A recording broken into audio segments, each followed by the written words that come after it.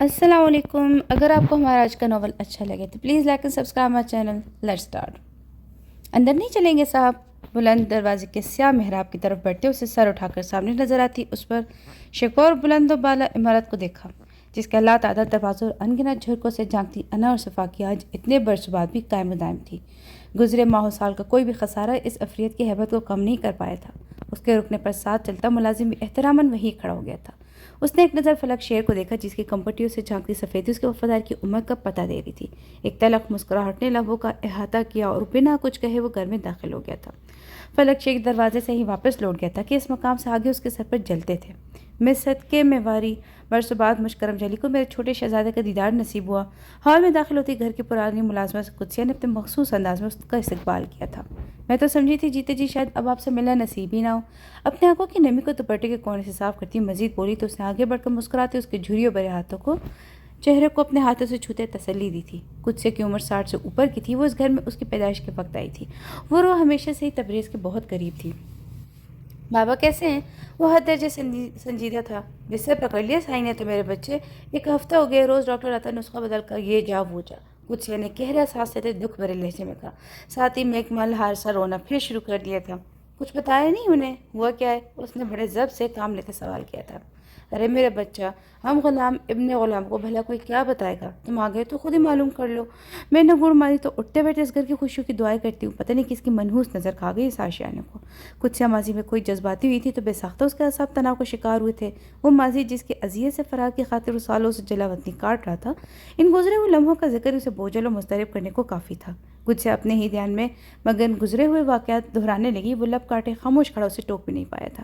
اسی وقت ساتھ والے کمرے سے نکل کر ایک لڑکی ہال میں داخل ہوئی تھی. اجلی رنگت سے آنکھیں بالوں کو چوٹی میں لپیٹے اس کو لیا بے حد عام سا تھا. اسے قدسیہ کے ساتھ کمرے میں موجود پا کر وہ ایک پل کو ٹھٹکی. آنکھوں میں ابھرتے تہیے چھپائے نہ چھپتا تھا. بس ایک لمحے اس کی آنکھوں میں جگنو ٹمٹمائے تھے، پر اسے حیرت سے اپنی جانب متوجہ پا کر آن کے آن وہ دیے بجھ گئے تھے. سر جھکائے وہ تیزی سے اس کے پاس سے گزر کر باورچی خانے کی طرف بڑھ چکی تھی. قدسیہ اماں یہ لڑکی؟ وہ اب تک حیرت میں ڈوبا اس پہلے کو سلجھانے میں الجھ رہا تھا. پہچانا نہیں؟ بیوی ہے آپ کی؟ قدسیہ کی آواز اس کے سوات پر بم بن کر گری تھی. وہ گنگ کھڑا رہ گیا تھا، زندگی سے دور بے جان تھکا ہوا چہرہ اور وہ آنکھیں جو چیخ چیخ کر شکوہ کرتی ہے کہ پل میں اسے پاتال میں دھکیل گئی تھی. وہ زبان سے ایک بھی لفظ نہیں کہہ پایا تھا. جواب نہ پا کر قدسیہ منہ ہی منہ میں بڑبڑاتی اس کے پیچھے باورچی خانے میں چلی گئی تھی. ہائے اور ابا، لڑکی ہے کیا اولیا بنا رکھا ہے؟ روزینہ بیگم نے اسے دیکھ کر ماتھا پیٹ لیا تھا. کیوں اچھی نہیں لگ رہی ہوں کیا؟ دیوار پر لگے قد آدم آئینے میں اپنے عکس پر نگاہیں جمائے صلاح نے خود پر تنقیدی نگاہ ڈالی. مکیش کے کام والا سرخ شیفون کا کرتا اور اس کے ہم رنگ ڈھیروں سرخ کانچ کی چوڑیاں دونوں کلائیوں بھری ہوئی تھی. پر اماں نے جو دیکھ کر ناک منہ چڑھائی تھی وہ تھی اس کے لبوں پر تہ بتہ جمی لال لپسٹک. سسرال جاری جو اتنے سنگھار کیے گھوم رہی ہو؟ اس کے سوال کا جواب دینے کی بجائے وہ تنگ کر بولی. تو پھر آپ کیوں ایسا سنگھار نہیں کرتی؟ یہ سادہ سے ہولیوں میں بیٹھے سارے دن نوکروں پر حکم چلاتی رہتی ہیں، حالانکہ آپ تو برسوں سے سسرال میں ہی بیٹھی ہیں. شرارت سے نچلا لب دبائے اس نے اماں کو چھیڑا تو وہ قدرے جھیم سے گئی تھی. ناک سے مکھی اڑانے کے انداز میں ہاتھ مارتی بولی. ارے ہٹو، اب میری کون سی عمر ان چوچلوں کی بھلا؟ صلاح نے بے اختیار لاڑ سے دونوں باہیں ان کے گردن میں ڈال دی تھی. عمر تو خیر آپ کی بھی کوئی زیادہ نہیں، پر مجھے چوچلے کرنے سے کیوں روکتی اماں بھی؟ اس نے شوق انداز میں ناراضگی جتائی. ہم نہیں روکتے، شادی کے بعد جو چاہو شوق پورے کر لینا، مگر کنواری لڑکیوں کو ایسے سنگھار نہیں کرنے چاہیے میری لاڈو. شادی پہ روپ نہیں آتا. اس کے سیاہ لمبے بالوں کو انگلیاں سے سلجھاتے روزینہ بیگم نے پیار سے سمجھایا.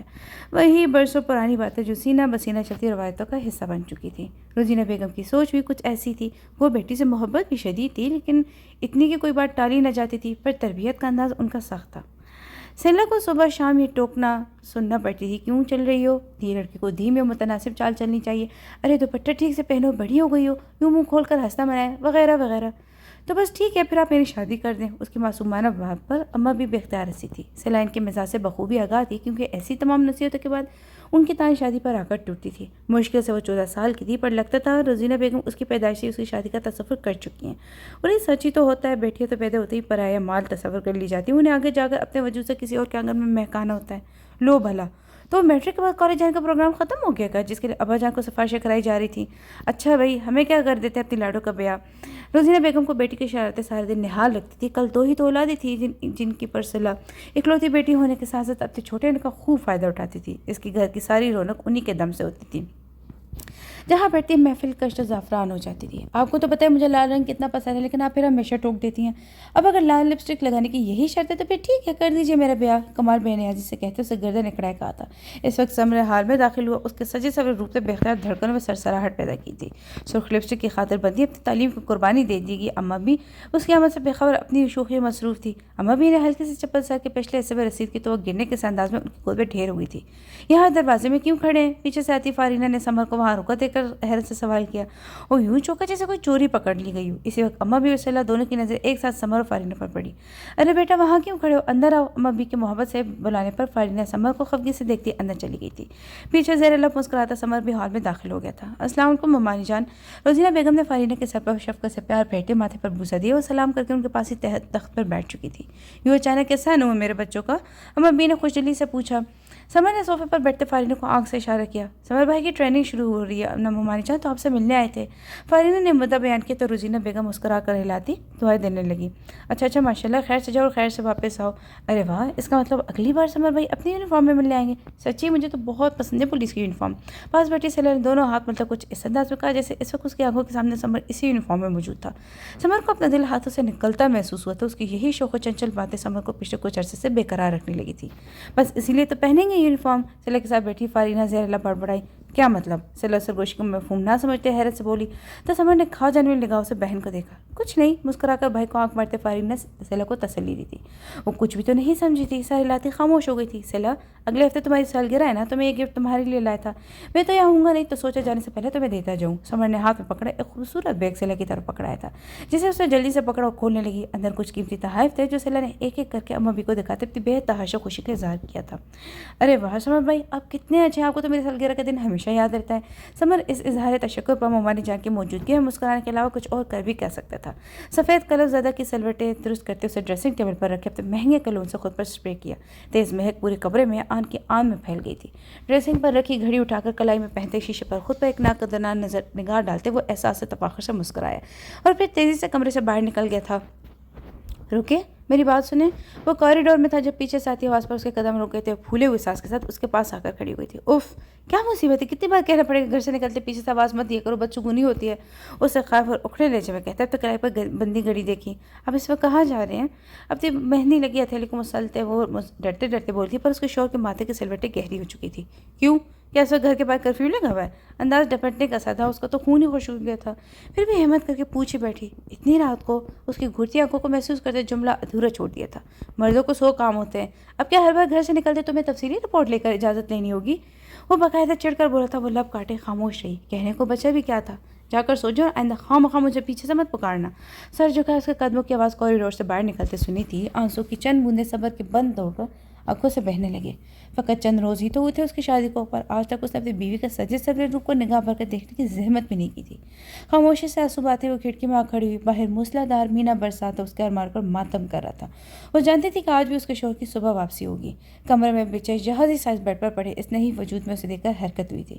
تبریز تیزی سے آگے بڑھ کر اپنے مضبوط بازو کی مدد سے سہارا دیتے انہیں اٹھنے میں مدد کی۔ بیٹھ کر سے پشت ٹکائے انہوں نے بے اختیار اپنے کمزور ہاتھوں سے اس کے ہاتھوں کو تھام لیا تھا۔ دھیمے سے مسکرائے، اس کے پاس بیڈ پر ہی بیٹھ چکا تھا۔ ان بوڑھی بے جان آنکھوں میں بھری وحشت آہستہ آہستہ دم توڑنے لگی تھی۔ خوشی کا احساس ان کے ہر انداز سے صاف ظاہر تھا۔ آخر تمہیں اپنی قسم توڑی دی، اپنے خشک ہونٹوں پر زبان پھیرتے انہوں نے ہنسنے کی ناکام کوشش کی تھی۔ اس کوشش میں انہیں کھانسی کا زبردست دورہ پڑا تھا۔ تبریز سے پاس پڑی میز پر پانی کی تلاش میں نگاہ دوڑائی۔ کمرے میں موجود پانی نہیں تھا۔ وہیں بیٹھے بیٹھے اس نے بلند آواز میں پانی کے لیے پکارا۔ وہ اب اپنے دائیں ہاتھ سے اس کی کمر کو تھپ تھپاتا انہیں پرسکون کرنے کی کوشش کر رہا تھا۔ چند ثانیہ بعد کمرے کے دروازے پر دھیمی سی دستک ہوئی۔ اجازت ملتے ہی ہاتھوں میں پانی سے بھرا جگ اور گلاس تھامے وہ اندر داخل ہوئی تھی۔ میز پر دونوں چیزیں رکھ کر اسے جگ سے گلاس میں پانی انڈیلا اور ان کی طرف بڑھایا۔ اس نے نگاہ اٹھا کر اپنے عقب میں کھڑے اس وجود کے دیکھا۔ سر تپا سیاہ لباس سے ملبوس اور بے تاثر چہرے کے ساتھ نگاہیں جھکائے اس کے پاس کھڑی تھی۔ اس کی نظروں کو خود پر مرکوز پا کر اسے بے اختیار اپنا نچلا لب کاٹا۔ پانی؟ اس کی کھانسی نے اس ارتکاز کو توڑا تھا۔ آگے بڑھا گلاس تیزی سے تھامے تبریز کی انگلیاں اس نازک ہاتھوں سے ٹکرائیں۔ وہ سر سے پاؤں تک کانپ گئی تھی۔ تبریز نے اس کے تاثرات واضح محسوس کیے، پر اس پر توجہ دیے بغیر وہ ایک ہاتھ بوڑھے باپ کی کمر پر ٹکائے دوسرے ہاتھ سے گلاس ان کے لبوں سے لگائے انہیں پانی پلا رہا تھا۔ اسے لگا کہ اس کمرے میں اس کی موجودگی بے معنی ہے۔ وہ الٹے پیروں واپس لوٹ گئی تھی، پر دروازے پر پہنچ کر اسے گردن گھما کر پیچھے دیکھا تھا۔ تبریز کی پوچھ تھی، وہ اب بھی اپنے بوڑھے باپ کی طرف متوجہ تھا۔ برسوں بعد وہ اسے اتنے قریب سے دیکھ رہی تھی. اس کے بال بھورے سیاہ اور نفیس انداز میں تراشے ہوئے تھے جو اس کی صاف رنگت پر اچھے لگ رہے تھے. وہ دراز قد تھا، بلا شبہ ایک وجیہ مرد جس پر آج بھی ایک کوئی حسین لڑکی دل و جان سے فدا ہو سکتی تھی کہ دل کو باندھ لینے کی اسی میں صلاحیت تھی. پر افسوس وہ اس کا ہو کر بھی اس کا کچھ نہیں تھا. اس کے وجود سے غافل لا تعلق اس کا دھیان وہی تھا جن کا خاطر وہ سالوں بعد واپس آیا تھا. وہ برسوں پہلے بھی اس گھر اس کی زندگی میں بے آؤ بے توقیر تھی. اس کا مقام آج بھی نہیں بدلا تھا. اچانک تبریز نے گردن گھما کر اس کی قبر میں موجودگی کی تصدیق کی تھی. وہ جو اپنی بدقسمتی کے ماہ و سال گنتی اپنے ہی دھیان میں گم تھی، اسے اپنی طرف دیکھتے گھبرا گئی تھی، پھر تیزی سے کمرے سے باہر نکل گئی تھی. اتنے سالوں بعد جو تبریز گھر واپس آیا تو یہ ناممکن تھا کہ اس سے ملاقات نہ ہوتی. باپ سے مل کر وہ سیدھا اسی کے کمرے میں آیا تھا. اجازت ملنے پر اندر آیا تو اس وقت تبریز کی منتظر تھی، وہ جس کے التجا پر اسے واپس لوٹنا پڑا تھا. تو تم آ ہی گئے. سنجیدہ چہرہ اور مسکراتی آنکھوں سے سوال کرتے ہوئے بہت عجیب لگی تھی، شاید عجیب سے بھی کچھ زیادہ. سامنے رکھے صوفے پر بیٹھ کے یقیناً وہ اس پل اسی کی منتظر تھی. کیسی ہیں آپ؟ سالوں بعد ملنے پر بھی اس کے پاس اسے کہنے سننے کا کچھ بھی نہیں تھا. لفظوں کا کاسا خالی تھا یا وہ خود کھوکھلا ہو چکا تھا. پر کب تک یوں ہی خاموش بیٹھا رہتا؟ کچھ نہ کچھ تو کہہ نہیں تھا. اس کے سوال پر ایک تلخی سی مسکراہٹ رانیہ کے لبوں کا احاطہ کیا تھا. کیسی لگ رہی ہوں؟ بے اختیار اس کی نگاہیں اس کے چہرے پر جاری کی. گزرے ماہ سال کا شائبہ بھی نہ تھا، یہ شاید وقت نے اسے پہلے سے زیادہ حسین بنا دیا تھا. وہ معصومیت جو اس کو حسن کو چار چاند لگاتی تھی ہنوز اس کے چہرے کا احاطہ کیا ہوتا. سوال کے جواب میں سوال نہیں ہوتا. اچانک تبریز کو اپنی نظروں کی گستاخی کا احساس ہوا. اس نے فوراً نگاہوں کا رخ موڑ لیا تھا. زندہ ہوں، اس پر جواب دھیمے لہجے میں آیا تھا. خاموش رہا. جانتا تھا کہ اس کی زندگی کے کیا معنی ہوں گے. تم کہو ہم سے دور جا کر خوش تو رہے نا. اس بار شکوہ کیا گیا تھا. خوشی تو انسان کے اپنے اندر ہوتی ہے، وہاں نہ ملے تو ادھر ادھر بھٹکنے سے کب حاصل ہوتی ہے. وہ زہرخند انداز میں مسکرائے. تو کیا حاصل ہوا پھر ضلعوتی سے جب ہم خوش رہے نا تم؟ دوسرے لفظوں میں اس حقیقت سے فرا کر تانا مارا گیا تھا. اور یہ تانا تو ہر روز اس کا ضمیر بھی مارا تھا، پر اس کی زبان سے چوٹ شاید در تھی. بہت تھک گیا ہوں، کچھ دیر آرام کرنا چاہتا ہوں. اور کہنا تھا یہ چاہتا تھا کہ زندگی سے بھاگتے بھاگتے تھک چکا ہوں، رو کر تھکن زدہ وجود کا آرام دینا چاہتا ہوں. کسی کی ہے جو سال سے پیچھا کرتی عاجز کر رہی ہے، ضمیر کو کچوکے دے رہی ہے، پر وہ کچھ بھی نہیں کہہ پایا تھا. سو آج بھی چپ تھا. ٹھیک ہے، تمہارا کمرہ صاف کروا دیا تھا، کسی چیز کی ضرورت ہو تو خود سے کسی دوسرے ملازم سے کہہ دینا. اسے صوفے سے اٹھتا دیکھ کر رانیہ بھی الوداعی انداز میں کھڑی ہو گئی تھی. اس کے بعد پر سر ہلا تو متعنت سے کمرے کے دروازے کی طرف بیٹھ چکا تھا. جو ہی تبریز نے کمرے کی نوب کو تھاما، دروازہ ایک جھٹکے سے کھلا تھا اور وہ ایک بار پھر اس کے سامنے کھڑی تھی. چند لمحے آ کر گزرتے وہ دونوں ہی اپنی جگہ سن سے کھڑے تھے. پھر اس کی کشمکش کو آسان کرتے راستے سے ہٹ گئے تو وہ جھجکتی اندر داخل ہوئی. تم کیا کر رہی ہو میرے کمرے میں؟ اس سے پہلے کمرے سے باہر نکلتا رانیہ کی چنگھاٹی آواز پر وہ چونک کر اسے پیچھے دیکھا تھا. قدسیہ، میں نے کہا تھا کہ آپ کا کمرہ صاف کر دوں. وہ نظر جھکا ایک مجرم کی طرف اس کے سامنے کھڑی تھی. دفعہ ہو جاؤ یہاں سے، اور آئندہ کبھی میرے کمرے میں بھول کر بھی پیر رکھنا تو کتوں کے آگے ڈال دوں گی. منہ کی شیرنی کی طرح غرائی تھی. چاہ کر بھی تبریز قدم آگے نہیں بڑھا پایا تھا، لیکن اس کی سمجھ میں نہیں آ رہا تھا کہ اس وقت اس سچویشن میں کیا کرے. جانے کیوں اسے رانیہ کا یہ انداز تکلیف دے رہا تھا، پر خاموش رہنا اس کی مجبوری تھی. وہ اسے جھوٹی امید نہیں دلانا چاہتا تھا. آنکھوں میں آنسو لیے اس کے پاس سے گزری تو بے اختیار تبریز نے نظر چراتے منہ دوسری طرف پھیر لیا تھا. پیچھے رانیہ غصے سے بے قابو انگلیاں چٹک رہی تھی، جیسے اس کے برداشت جواب دے چکی ہو. یہ قدسیہ بھی ہے نا، کتنی بار کہا ہے کہ مجھے اس کی شکل نظر نہیں آنی چاہیے، مگر ہر بار اسی کو باہر سے میرے پاس بھیج دیتی ہیں جیسے اس گھر کے سارے ملازم مر گئے ہیں. رانیہ کی بڑبڑاہٹ اور ناگواری کمرے سے باہر نکلنے پر بھی تبریز کو صاف اور واضح سنائی دے رہی تھی. رفیق احمد صدیقہ کا تعلق کھاتے پیتے مقبول گھرانے سے تھا. گھر میں دولت کی چکا چوند ناصری پر اچھی ذمہ داری تھی. اچھی بیوی اور اولاد کی صورت قدر نے انہیں اپنی ہر نعمت سے نواز رکھا تھا. وزاداری وراثت میں ملی تھی تو اپنی اعلیٰ اخلاقیات کی بدولت انہوں نے خاندان اور معاشرے میں اپنا وقار قائم رکھا ہوا تھا. یہی وجہ تھی کہ آج برسوں بعد بھی بہن بھائیوں میں تعلقات بہترین تھے.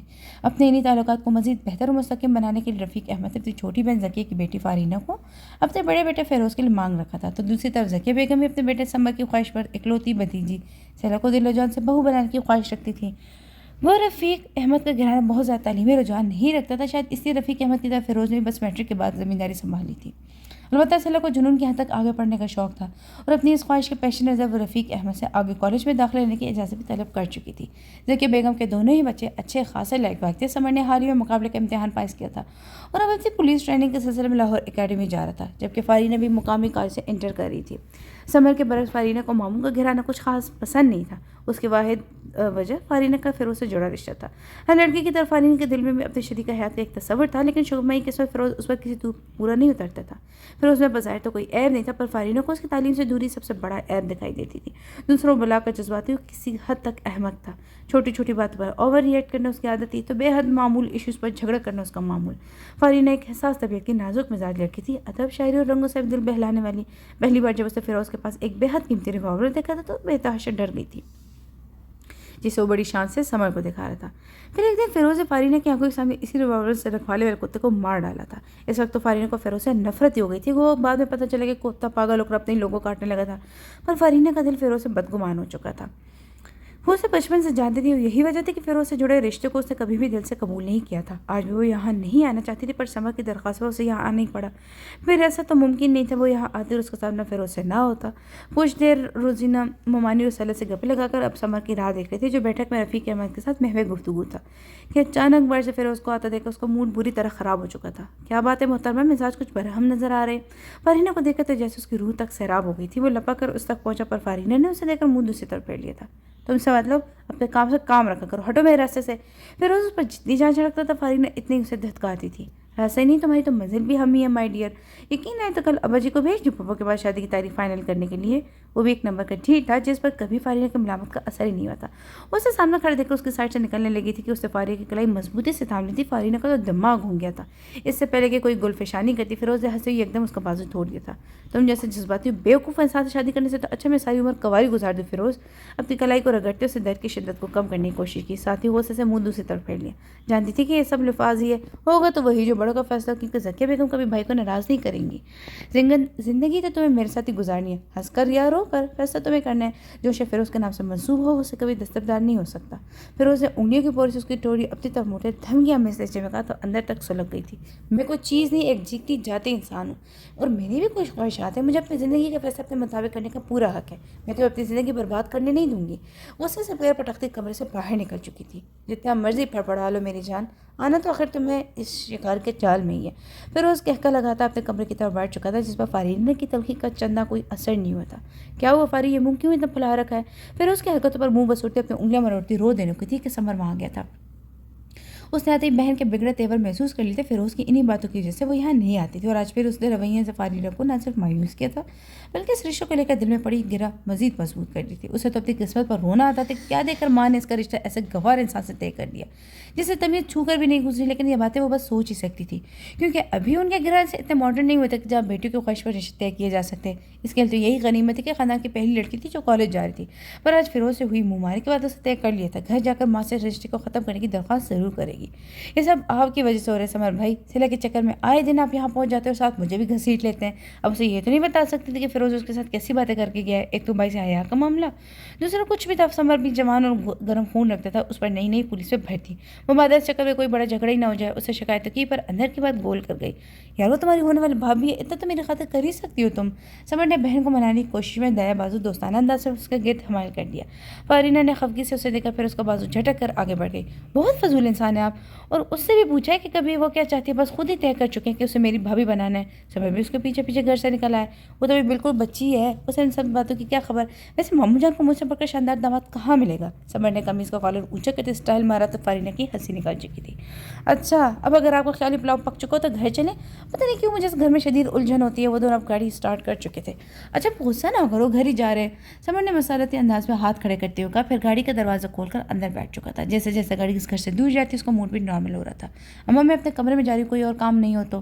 اپنی سیاہ چادر سے گیلا ہاتھ پوچھتے سے کچن کا تنقیدی جائزہ لیا۔ جب سے قدسے کے جوڑے میں درد رہنے لگا تھا کم ہی کسی کام کو ہاتھ لگاتی تھی۔ وہ دل سے بھی یہ بات پسند نہیں تھی کہ ایک عمر رسیدہ عورت اتنی تکلیف کے ساتھ گھر کے کام کاج کرے۔ گھر میں چند دوسرے ملازم بھی تھے، مگر کچن سالسوں قدسے کے میں ہاتھ میں تھا، اور اب قدسے نے اسے باقاعدہ ماہر کر دیا تھا۔ جس دن اس کی جگہ کھانا قدسیہ پکاتی تو لازمی اعتراض اٹھا دیتا، پر ہاں کبھی اس کے تعریفی کلمہ کسی کی زبان سے نہیں آیا تھا۔ وہ تو کوئی کام نہیں، بس یہ دودھ کا گلاس تبریز کے کمرے میں رکھ رہے ہیں۔ برتن تو پہلے ہی سنبھال چکی تھی، کچن بھی صاف ستھرا نظر آتا۔ قدسیہ دودھ کی پتیلی فریج میں رکھتے کچن کاؤنٹر پر رکھے گلاس کی طرف انگلی سے اشارہ کرتے تو اپنی جگہ فریز ہو چکی تھی۔ اماں میں وہاں کیسے جا سکتی ہوں؟ نگاہ جو کہ اسے دھیمے لہجے میں کہا، یوں تو صبح سے متعدد بار اسے سامنا ہو چکا تھا، وہ تب تک روٹین کے کام مصروف تھی۔ اس دوران کبھی میز پر کھانا لگاتے تو کبھی جھاڑ پوچھ کرتے، اس پر نگاہ پڑ جاتی تھی۔ اپنی باپ کی طبیعت کے پیش نظر وہ آج زیادہ وقت ان کے کمرے میں ہی رہا تھا۔ جب سے ان کی طبیعت خراب ہوئی تھی ان کی دیکھ بھال و کام کاج کی اضافی ذمہ داری بھی اس پر ہی آ پڑی تھی۔ یہ الگ بات अपनी बीमारी के बायस वो इतने चिड़चिड़े हो गए थे कि पहले भी से भी ज़्यादा डांट फटकार और नफरत ज़्यादा अल्फाज उसकी तरफ उछालते रहते थे। तबरेज़ की मौजूदगी में भी आज कई बार उन्होंने उसे धत्कारा था, जिस पर वो बाप के पास भी चुप साधे बैठा उसकी बेइज्जती होते देख रहा था। उसके बेतासर चेहरे को देखकर उसे और भी तकलीफ हुई थी, पर तकलीफ तो जैसे अब सांसों की तरह जिंदगी में शामिल हो चुकी थी। क्यों बिटिया, तुम्हारे वहाँ जाने पर कोई पाबंदी लगी है क्या? सारे घर का काम करती तो वहाँ क्यों नहीं जा सकती? कुत्से का लहजा आम सा था। उनका पता चल गया तो? उसका इशारा रानिया का था। सबसे ज़्यादा खौफ तो उसी का ही था। वो खुद से तब तक खदशे का इजहार किए बिना न रह पाई थी। नींद की दवा लेकर सो चुकी है, सो तुम उनकी तरफ से बेफिक्र हो जाओ। इतने वर्षों बाद वो घर लौटा है मेरी बच्ची, क्या पता इसी बहाने तेरी सोई हुई तकदीर जाग जाए। उसे गुस्से की खुशहाली पर हंसी आई थी। इस घर में बस एक कुत्सी थी जिसे उससे दिली हमदर्दी थी। पहली बार सबकी नफरत और गुस्से से खौफजदा होकर उससे कुत्से के पीछे ही पना ली थी। कुत्से को उस पर तरस आता था। जिस तरह इस घर का फर्द होती मुलाजमों से बदतर जगह रखा गया था। हर कोई उसे देखकर नाक बू चढ़ाता था, उस पर जुल्म की। यह हद के शोर भी उसे कबूल किए बगैर घर से जा चुका था। इन हालात में कुत्से का दिल उसी हालत देखकर कटता था। इंसान की तख्लीक तो रब कायनात ने इसी मकसद के तहत की है कि दूसरे का दर्द समझे। यह अलग बात है कि अक्सरियत दर्द देने की वजह बन जाते हैं। इस घर में कुत्से का वजूद तिनका ही से ही पर उसके लिए बहुत बड़ा आसरा था। जानती थी कि यहाँ अगर कोई उसका खैर ख्वाह है तो बस एक यही बूढ़ी औरत है, पर यह भी सच है कि वो अपने हार पर सब्र कर चुकी थी। मैं इसे तकदीर का लेकर समझकर कबूल कर चुकी हूँ। अम्मा, जिंदगी जैसे गुजरी इसे यूं ही गुजर जाने दें। एक बार बदली तो सैलाब आ गया था जिसमें मेरे सारे अरमान सारी खुशियाँ बह गए थे। अब कोई तब्दीली सह नहीं पाऊंगी, क्योंकि खोने को कुछ बचा ही नहीं है। किचन काउंटर के मार्बल पर नाखून से लकीरें बनाते बेबसी से बोली, अपनी चादर का पल्लू सर पर टिकाते किचन से बाहर निकल गई थी। अल्लाह तेरे हाथ पर रहम करे मेरी बच्ची। पता नहीं कैसे सफाक लोग होते जो अपनी औलाद की बिल्ली चढ़ा देते हैं। पीछे कुछ ने दोनों हाथ धोए, अंदाज में उठाए, उसके लिए खैर की दुआ की थी। फिर काउंटर पर रखा गिलास उठाकर किचन से बाहर निकल चुकी थी। वो बहुत दिन से उससे बात करना चाहता, लेकिन इत्तेफाक से मौका ही नहीं मिल पा रहा था। जब भी फ़ोन करता, कभी वो मारी जान फ़ोन उठाती तो कभी फिरोज़। ऐसे वो खुद से सैला से बात करने की फरमाइश करता झिझक रहा था। पर आज तो ये मौका कुदरत ने उसे दिया था। उस पर किस्मत की करम नवाजी का फ़ोन उठाया भी सैला नहीं था। कैसे हो सैला? उसकी आवाज़ को तो वो लाखों में पहचान सकता था। मैं ठीक हूँ समर भाई, आप बताएं कैसी जा रही है आपकी ट्रेनिंग? दूसरी तरफ वो भी उसे पहचान कर बेहद एक्साइटेड हो चुकी थी। ट्रेनिंग ज़बरदस्त चल रही है। इस वक्त तो मैंने तुम्हें मुबारकबाद देने के लिए कॉल किया। तुम्हारा दाखिला कॉलेज में जो हो गया। समर ने मुस्कुराते तुम्हें मुबारकबाद दी थी। सच्ची? मुझे तो यकीन नहीं आ रहा। अब मैं भी रोज़ फारी आपी की तरह कॉलेज जाया करूँगी। वो बच्चों की तरह खुश होती, उसकी खुशी समर को सुकून दे रही थी। अच्छा सुनो, क्या तुम मुझे याद करती हो? उसे कुछ सोचते हुए गंभीर लहजे में सवाल किया। आपको तो हम सब हर रोज़ याद करते हैं। अभी कल ये बच्चे पप्पू से कहते कि आप जल्दी फिरोज़ भाई और फारी आपी की शादी कर देंगे।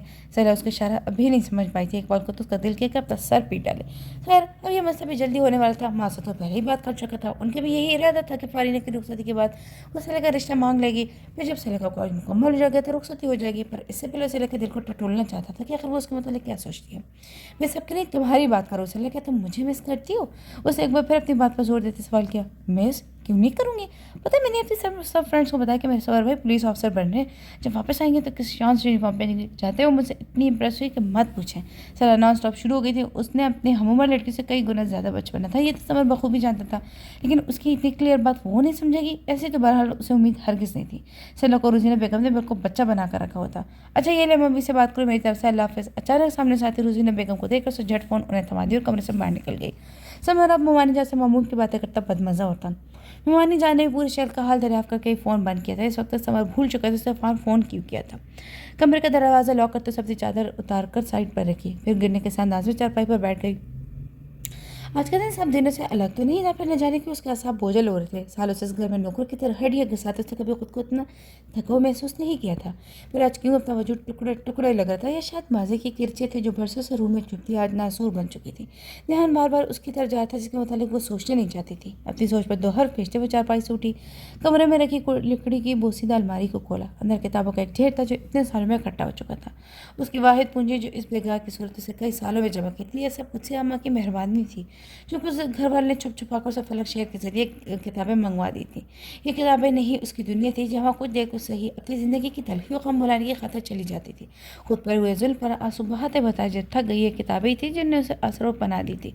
अलमारी से एक किताब निकाल कर वापस रखकर चारपाई पर बैठ चुकी थी। कल रात उसे सफ़े का कोना मोड़कर निशानी लगाई थी। अब किताब उसी सफ़े से कोरी सा हर ऊपर निगाहें जमा दी। अचानक निगाह मुंतशिर थी, ध्यान भटका था। इस बार अपनी तवज्जो कहानी पर मबजूल करने की खातिर उसे उंगली के पोर को सतूर पर पढ़ना शुरू किया ताकि एक सुई कायम रह पाए, लेकिन वह नाकाम हुई थी। कल तक तो ये किताब उसे अब तक पढ़ी जाने वाली हर किताब से ज़्यादा दिलचस्प महसूस होती, लेकिन इस वक्त उसे किताब में लिखा कोई भी लफ्ज़ समझ नहीं आता। झंझनाकर उसे किताब बंद कर दी, पास रखी मेज़ पर पटक दी थी। तकिया दुरुस्त करते हुए अब चारपाई पर लेट चुकी थी। दाया बाजू आंखों पर रखते उसे आंखें मूंद ली थी। अचानक उसकी शबिया निगाहों के सामने में नमूदार हुई थी। सभी पेशानी कपटियों से झलकते चंद ग्रे बाल, संजीदा निगाहें اور ان آنکھوں میں اس کے لیے بے تحاشا اجنبیت. وہ ایک جھٹکے سے اٹھ کر بیٹھ چکی تھی. کتنا اللہ تعالیٰ کو بے پرواہ وہ مجھ سے. اس کے کانپتے لبوں نے شکوہ کیا تھا. بھابھی نے مجھے اس کے سامنے کتنا ذلیل کیا، مگر اس نے تو نگاہوں میں اس وقت وہ منظر گھوم گیا جب اس کی عزت افزائی پر سر اٹھا کر نہیں دیکھا تھا. اس گھر میں تو وہ روز ہی ایسے جملوں کا سامنا کرتی تھی جس میں اس کی نفرت تحقیر ہوتی، لیکن آج ذلت اس کی موجودگی میں ہوئی تھی. شاید اسی لیے اپنا وجود بڑا چھوٹا اور کمتر محسوس ہوتا. آنسو بے اختیار بہنے لگے تھے. آج سے پہلے اپنے دل میں نبریز کے لیے اسے اتنی نفرت کبھی محسوس نہیں ہوئی تھی. فارین اور فیروز کی شادی طے پا چکی تھی. سمر شادی سے 2 دن پہلے گھر پہنچا تھا. فارین سے ملنے گیا تو اس کا شکایتی دفتر کھل چکا تھا. آپ تو بھی میرا ساتھ نہیں دیا نا سمر بھائی. رفیق احمد نے جب شادی کی بات کی تو فارین نے ماں سے کہنے کی بجائے سمر کو کال کر کے رشتہ ختم کرنے کی سفارش کی تھی. جانتا تھا کہ اسٹیج پر ایسا ناممکن نہیں. اب بھلے سالوں پرانے طے پائے رشتہ ماں یوں ہی بس بیٹی کی ضد پر توڑنے سے رو رہی تھی. سمر ان دونوں کے رشتے کی حساسیت سے باخبر تھا. بس پھر اس کی اپنی رائے فیروز کے متعلق اتنی بری نہیں تھی کہ وہ ایک محبت کرنے والا انسان تھا. تعلیم کی کبھی البتہ اس کا منفی پہلو تھا. فارین کا دل رکھنے کو حامی بھر تو لی تھی، پر ماں سے جو بات دبے دبے الفاظوں میں ہوئی اس کا ذریعہ پر الٹا ہی اثر ہوا تھا. انہوں نے 2 ٹوک اسے معاملے میں ٹانگ اڑانے سے منع کر دیا تھا. تم جانتی ہو امی، ماموں کے معاملے میں کسی کی نہیں سنتی فاری. میرے میرے مطابق وہ اتنا برا بھی نہیں جس سے تم نے اس کا امیج بنا رکھا ہے. مجھے امید ہے وہ تمہاری پورا خیال رکھے گا. ماموں مانی تو ویسے بھی تم پر جان چھڑکتے نا. اسے بہن کا موڈ ٹھیک کرتے اسے رشتے کے روشن پہلو دکھاتے. نہیں چاہتا تھا کہ فاری یہ دل بھرے منفی جذبات میں اپنے آنے والی زندگی کی شروعات کرے. فاری نے اس کے بعد سمجھی تھی یا نہیں، پر وہ خاموش ہو چکی تھی. گھر میں شادی کی رونقیں شروع ہو چکی تھی. دونوں گھر میں مہمانوں کو شور تھا. پورے علاقے میں جشن کا سما تھا. رفیق احمد اکلوتے بیٹے کی خوشی پر دل کھول کر پیسہ خرچ کیا تھا. مہندی کی رات سب لوگ ایک جگہ جمع تھے. برادری تو بہرحال ایک ہی تھی، لہٰذا بڑے سے پنڈال میں دلہا دلہن کی رسم ادا کی گئی تھی. نارنجی اور پیلے شرارے میں سلاح بنی سبری یہاں سے وہاں بھاگتی پھر رہی تھی. دلہا کی اکلوتی بہن ہونے کے ساتھ ساتھ آخر وہ اس گھر کی اکلوتی بیٹی بھی تو تھی. روزینہ بیگم نے اسے بھی دسیوں کے کام دیے رکھے تھے. سمر سے اس کا سامنا اسی بھاگ دوڑ کے دوران ہوا جب وہ پھولوں کی اور مٹھائی کی ٹوکری ملازمت سے اندر منگوا رہی تھی. آج چند ماہ بعد اسے سلہ کو دیکھا تو اسے بدلی کچھ بڑی بھی محسوس ہوتی. اب یہ کالج جانے کا اثر تھا یا پھر شاید سمر ہی اس کے حجر میں زیادہ سوچنے لگا تھا. بہرحال یہ سچ ہے کہ وہ آج بے تحاشا حسین لگ رہی تھی. ایک پل کو رکو تو جناب. وہ اپنی نگرانی میں سامان اٹھا کر اب ملازم کے پیچھے پیچھے تیز قدموں سے چلتی اپنا شرارت سنبھالے سمر کے پاس سے یوں گزری جیسے اسے دیکھا ہی نہ ہو. سمر نے اس کا ہاتھ کھینچ کر اسے وہی روک لیا. سمر بھائی آپ اس طرح اچانک روکے جانے پر اچھی خاصی گھبرا گئی تھی. اس نے واقعی سمر کو نہیں دیکھا تھا. سینے پر ہاتھ رکھے اسے اپنی پھولی سانس کو قابو میں کیا تھا. خوش و شادی کے ہنگامے باقی ایک دم سمر کو اس کا راستہ روک لینا. بندہ دائیں بائیں دیکھ کر چلتا ہے، کیا پتہ کوئی پرانا اشنا راستہ سر راہ مل جائے. اسے شرارت سے چھیڑے سمر نے نچلے لب دبائے اپنی ہنسی کو روکا. سیلا کا دائیں ہاتھ اب بھی اس کے ہاتھ میں تھا. وہ دونوں پنڈال کی انٹرنس میں ذرا ہٹ کر کھڑے تھے. لوگوں کی توجہ تو اس وقت اسٹیج پر تھی جہاں دلہا دلہن کے ساتھ ان کی فیملی موجود تھی. ایک سے ایک نکمہ بھرا پڑا ہے اس گھر میں. مجال ہے جو کوئی کام بنا کوئی ہو جائے. سب کچھ مجھے ہی دیکھنا پڑا ہے. ایسے میں دھیان ہی کہا رہتا ہے کون کس راستے کھڑا ہے. وہ بڑی بیویوں کی طرف اپنی کارکردگی سنا دی. یوں بولے جیسے اس کے سوا کوئی کام کرنے والے ہے ہی نہیں ذمہ دار. انداز ایسا تھا کہ سمر متاثر ہوئے بنا نہ رہ سکا. ایک نامحسوس سے انداز میں سیلا نے اپنا ہاتھ اس کی دستر سے آزاد کروا لیا تھا. سمر یک ٹک اس کے چہرے کو دیکھ رہا تھا جہاں پنڈال کی روشنی کے عکس اس کی بینائی دھندلا رہی تھی. ایسے کیا دیکھ رہے ہیں؟ اسے اتنی یکسوئی سے اپنی طرف دیکھتا پا کر سیلا کچھ بے چین سی ہوئی تھی. پہلی بار اسے سمر کی نظروں میں چلتے جذبات پریشان کر رہے تھے. بے اختیار اسے نظر جھکایا اپنا کندھے پر لہراتا دوپٹہ درست کیا. تو بہت بدل گئی سیلا. دوسرے لفظوں میں پہلے سے بھی زیادہ حسین ہو گئی ہو.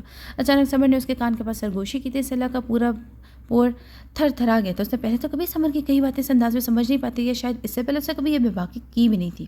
سیلا کے چہرے پر نظر ٹکائے وہ وار فرتگی سے اسے دیکھ رہا تھا. اور سیلا جو ابھی کچھ دیر پہلے اپنی ذات میں مگن ہر سوچے لاپرواہ زندگی کے رنگوں اور بھائی کی شادی کو انجوائے کرتی اچانک سمر کے نگاہوں کے تلسم میں الجھی ایک نئی کیفیت سے آشنا ہوئی تھی. وہ کیفیت جسے کچھ عرصہ پہلے تک سیلا کا واسطہ بھی نہیں تھا. گھبرا کر اس نے آگے بڑھنے کی کوشش کی. اب کی اس اندر کی بے چینی چہرے سے عیاں ہونے لگی تھی. گالوں کی حدت لالی بن کر نمایاں ہو رہی تھی. پھر سمر نے اپنا ہاتھ آگے کر کے اس کا راستہ روک دیا تھا. وہ ایک جھٹکے سے پیچھے ہوئی کہ مبادہ سمر سے ٹکرا نہ جائے. اس دن میں نے تم سے پوچھا تھا کہ میں تمہیں کیسے لگتا ہوں. کیا تم نہیں جانتی کہ تم مجھے کتنی اچھی لگتے ہو؟ اتنی کہ میں دن رات صبح و شام تمام عمر تمہیں اپنے سامنے بیٹھا بلا تعلق دیکھ سکتا ہوں. تمہاری ہر بات ایک ایک لفظ آنے والے ہر دن سننے کی تمنا رکھتا ہوں. تمہارے ہنسنے پر جو دونوں گالوں میں گھڑے پڑتے ہیں ان کی گہرائی سے لے کر تمہاری خفگی سے ماتھے پڑنے والی لکیروں کی تعداد تک زبانی یاد ہے مجھے. آگے بڑھ کر اپنی انگلی سے اس کے گال کو چھوا تو سیلا کو اپنی ریڑھ کی ہڈی میں سنسنی محسوس ہوئی تھی. سر تپا کام کر رہ چکی تھی. سمر بھائی آپ یہ کیا کر رہے ہیں؟ آپ یہ کیا کہہ رہے ہیں؟ وہ چند قدم پیچھے ہوئی تو سمر سے کچھ اور فاصلے پر جا کھڑی. ماضی میں ہوئی زبانی باتوں اس کی بے پناہ توجہ کے پیچھے چھپی اس کی سوچ سلح پر پہلی بار آشکار ہو رہی تھی. یہی کہ میں بس تمہیں پڑھائی میں ڈسٹرب نہیں کرنا چاہتا، ورنہ دل تو کچھ ایسی بغاوت پر اترا ہے کہ تم سے ایک دن بھی دور رہنا منظور نہیں. پھر بھی میری ٹریننگ ختم ہونے کے بعد امی ہمارے رشتے کی بات ماموں سے کریں گی. تمہیں کوئی اعتراض تو نہیں ہوگا نا سلا نے نچلے لب کاٹے بے یقینی سے سمر کو دیکھا. وہ اب بھی گہری نظر سے اسی کو ہی دیکھ رہا تھا. اچانک سلا نے نظریں جھکائی، نفی میں گردن لاتی بھاگتی اسٹیج کی طرف بھاگئی. پیچھے سمر مسرور سب سے دیکھتا رہتا. اس کا ارادہ آج ہی یہ خوشخبری فارینہ کو سنانے کا تھا. رات بھر وحشت اس کے گرد حالہ بنائے طواف کرتی رہی. نیند اسے دور درازی کا نام تھا جہاں تک پہنچنے سے پہلے روح شل اور ذہن موجل ہو جاتا. پھر وہی چند گھڑیاں سو پاتے وقت کے ساتھ ساتھ یہ دورانیہ قلیل تر ہوتا جاتا، یہاں تک کہ اب نیند کی گولیاں بھی اثر کرنا چھوڑ چکی تھی. صبح ہوتے وقت اس کے اعصاب اتنی بری طرح چٹک رہے تھے کہ لگتا تھا کہ دم گھٹ جائے گا. یہی وجہ تھی کہ الف صبح ڈاکٹر کے پاس چل پڑی تھی. کہاں چلنے میں بھی شیشے گاڑی سے کمر ٹکا. فلک شیر نے اسے بلند دروازے سے نکلتے دیکھا تو مستعد سے گاڑی کا پچھلا دروازہ کھول دیا تھا. رانیہ بلا توقف گاڑی میں بیٹھ چکی تھی. تو فلک شیر نے بھی فوراً ڈرائیونگ سیٹ سنبھالی. پھر گاڑی کے بیک ویو مرر میں دیکھتے سوال کیا تھا، ڈاکٹر کے پاس چلو. سر سے پاؤں تک خود کو ایک بہت بڑی سفید چادر میں لپیٹے وہ اسے کوئی کفن زدہ لاش محسوس ہوتی. فلک شیر نے آج تک اس کا چہرہ نہیں دیکھا تھا کہ چادر کے کونے سے اس ہمیشہ اپنا چہرہ چھپایا ہوتا تھا. بس اس کی آنکھیں تھیں جہاں دنیا جہان کی وحشت اور بے سکونی چیخ چیخ کر اسے خالی پن کا ماتم کرتی تھی. سو آج بھی ان بھوری آنکھوں میں اس ویرانی کا راج تھا. رانیہ گاڑی کی سیٹ سے سر ٹکائے اس کی موجودگی سے لاتا اور اپنی سوچوں میں گم بیٹھی تھی. فلک شیر نے خاموشی سے گاڑی چلا دی. وہ اب منزل سے واقف تھا، پر اتنا تو وہ جانتا تھا کہ جس مرض دوا لینے وہ جا رہی ہے اس کا علاج کسی ڈاکٹر کے پاس نہیں ہے. روح کے زخم اور تنہائی کے گھاؤ کا مداوع سکون آور گولیوں سے نہیں ہوا کرتا. یہ بھابھی کہاں گئی ہیں؟ تبریز نے ناشے کی میز پر رانی کو ناپا کر سوال کیا تھا. ڈاکٹر سے دوا لینے گئی ہیں. کچھ سیامہ نے کپ میں چائے اور ڈیلتے عام سے لہجے میں کہا تو اسے تعجب ہوا، کیونکہ کل تک تو بظاہر وہ ٹھیک ہی تھی. کیا وہ ان کی طبیعت کو؟ چائے کا کپ لبوں سے لگاتے اس نے ایک بار پھر سوال کیا. اس پر لہجے میں تشویش تھی. جوانی کی بیوی کیا کوئی کم روگ ہوتا ہے بیٹا؟ کچھ نے ایک لمبی سر آ بھرتے کہا. تبریز لب پیچھے خاموش رہا. یہ اچھا نہیں تھا بہو کا کل سے دوا لے گئی تو سکون ہو جائے گا. اسے خاموش پا کر قدسیہ نے مزید کہا اور واپس باورچی خانے کی طرف چلی گئی تھی. پر پیچھے تبریز گہری سوچ میں ڈوبا. قدسیہ امی کی بات کا مفہوم سمجھ چکا تھا. جانتا تھا کہ تنہائی سے بڑا عذاب اور اپنی گھٹن زدہ زندگی میں کہتے تنہائی کاٹنے سے بڑی مشقت اور کیا ہوگی. زندہ درگور ہونے والے کی اذیت کیا ہوتی ہے اس کا اندازہ تھا اسے. شاید اس لیے وہ کل رانی کے اس مضحکہ خیز سلوک کے باوجود اسے روک نہیں پایا تھا. سمجھا نہیں سکتا کہ اس کا غم بہرحال کم نہیں تھا. رانی کے روح کے زخم محسوس کرنے کے بعد اس سے دوسرا لقمہ نہیں اٹھایا گیا تھا. وہ نشہ یوں چھوڑ کر ڈیرے کی طرف نکل آیا تھا جہاں بہت دنوں بعد اس کے والد سردار محسن علی خان براجمان ہوئے تھے. اس کی آمد کا اثر تھا یا پھر ڈاکٹر دوا کا کرشمہ. ان کی طبیعت اب بہتر تھی، بس کھانسی شدید تر تھی. وہ تو کچھ وقت میں ہی جانی تھی. وہ اس سے کام ان کی بیماری کی وجہ سے مؤخر تھے، لہٰذا آج ہی وہ صبح ڈیرے پر نکل چکے تھے. یہ ڈیرا دراصل ان کے بڑے سے گھر کے احاطہ میں ہی تھا، مگر مرکزی حصے سے کچھ فاصلے پر. تبریز بھی ان کے پاس وہیں آ گیا تھا. لوگ کی آمد و رفت ہمیشہ کی طرح آج بھی جاتی اور پیچھے بیٹھے حساب کتاب دیکھ رہے تھے. تبریز کو وہاں دیکھ کر بے اختیار خوش ہو گئے تھے. اس نے انہیں اچھے موڈ میں دیکھا تو کچھ سوچتے ہوئے سوال کیا.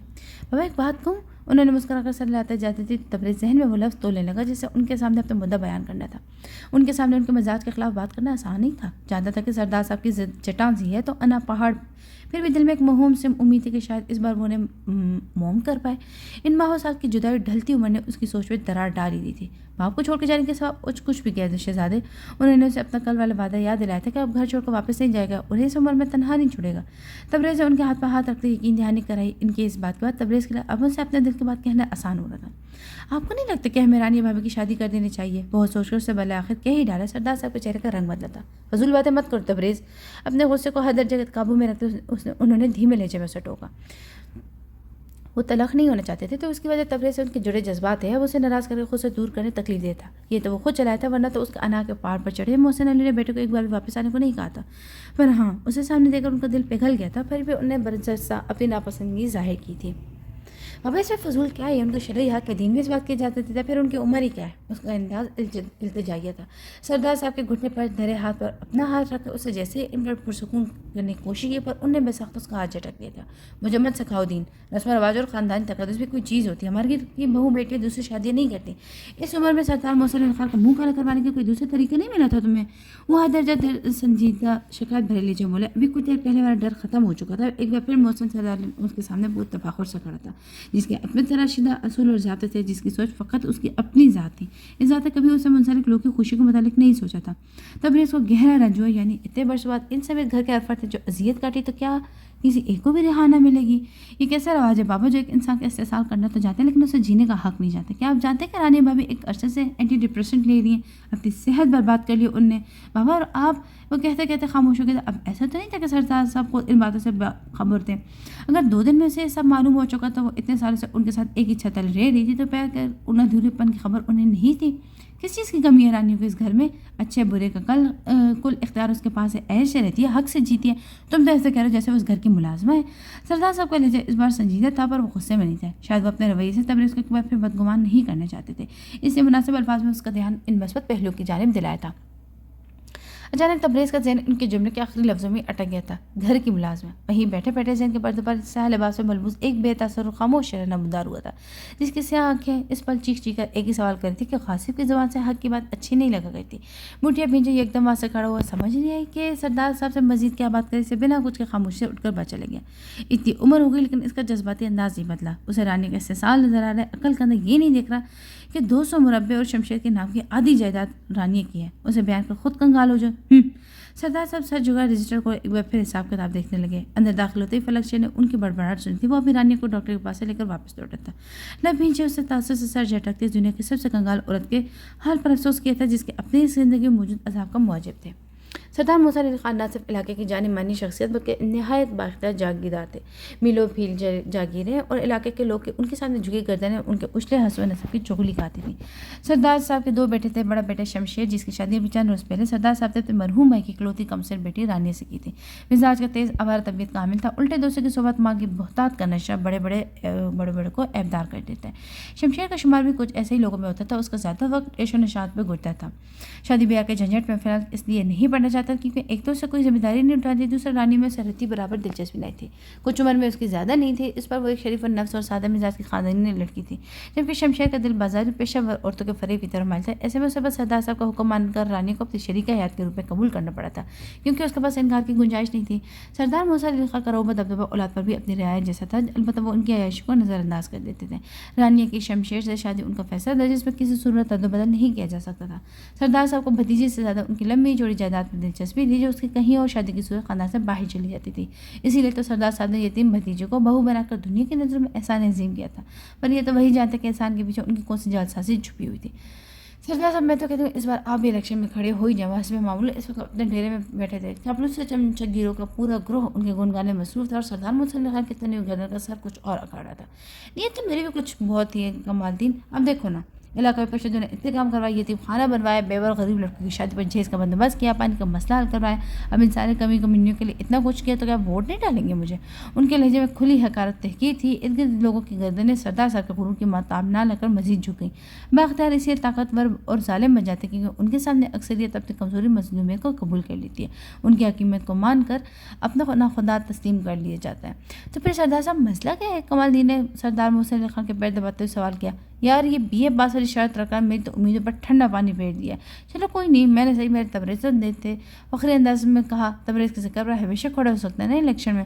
سردار صاحب نے مونچھوں کو تاؤ دیتے اس کے لہجے میں احساس تفاخر نمودار ہو جاتا تھا۔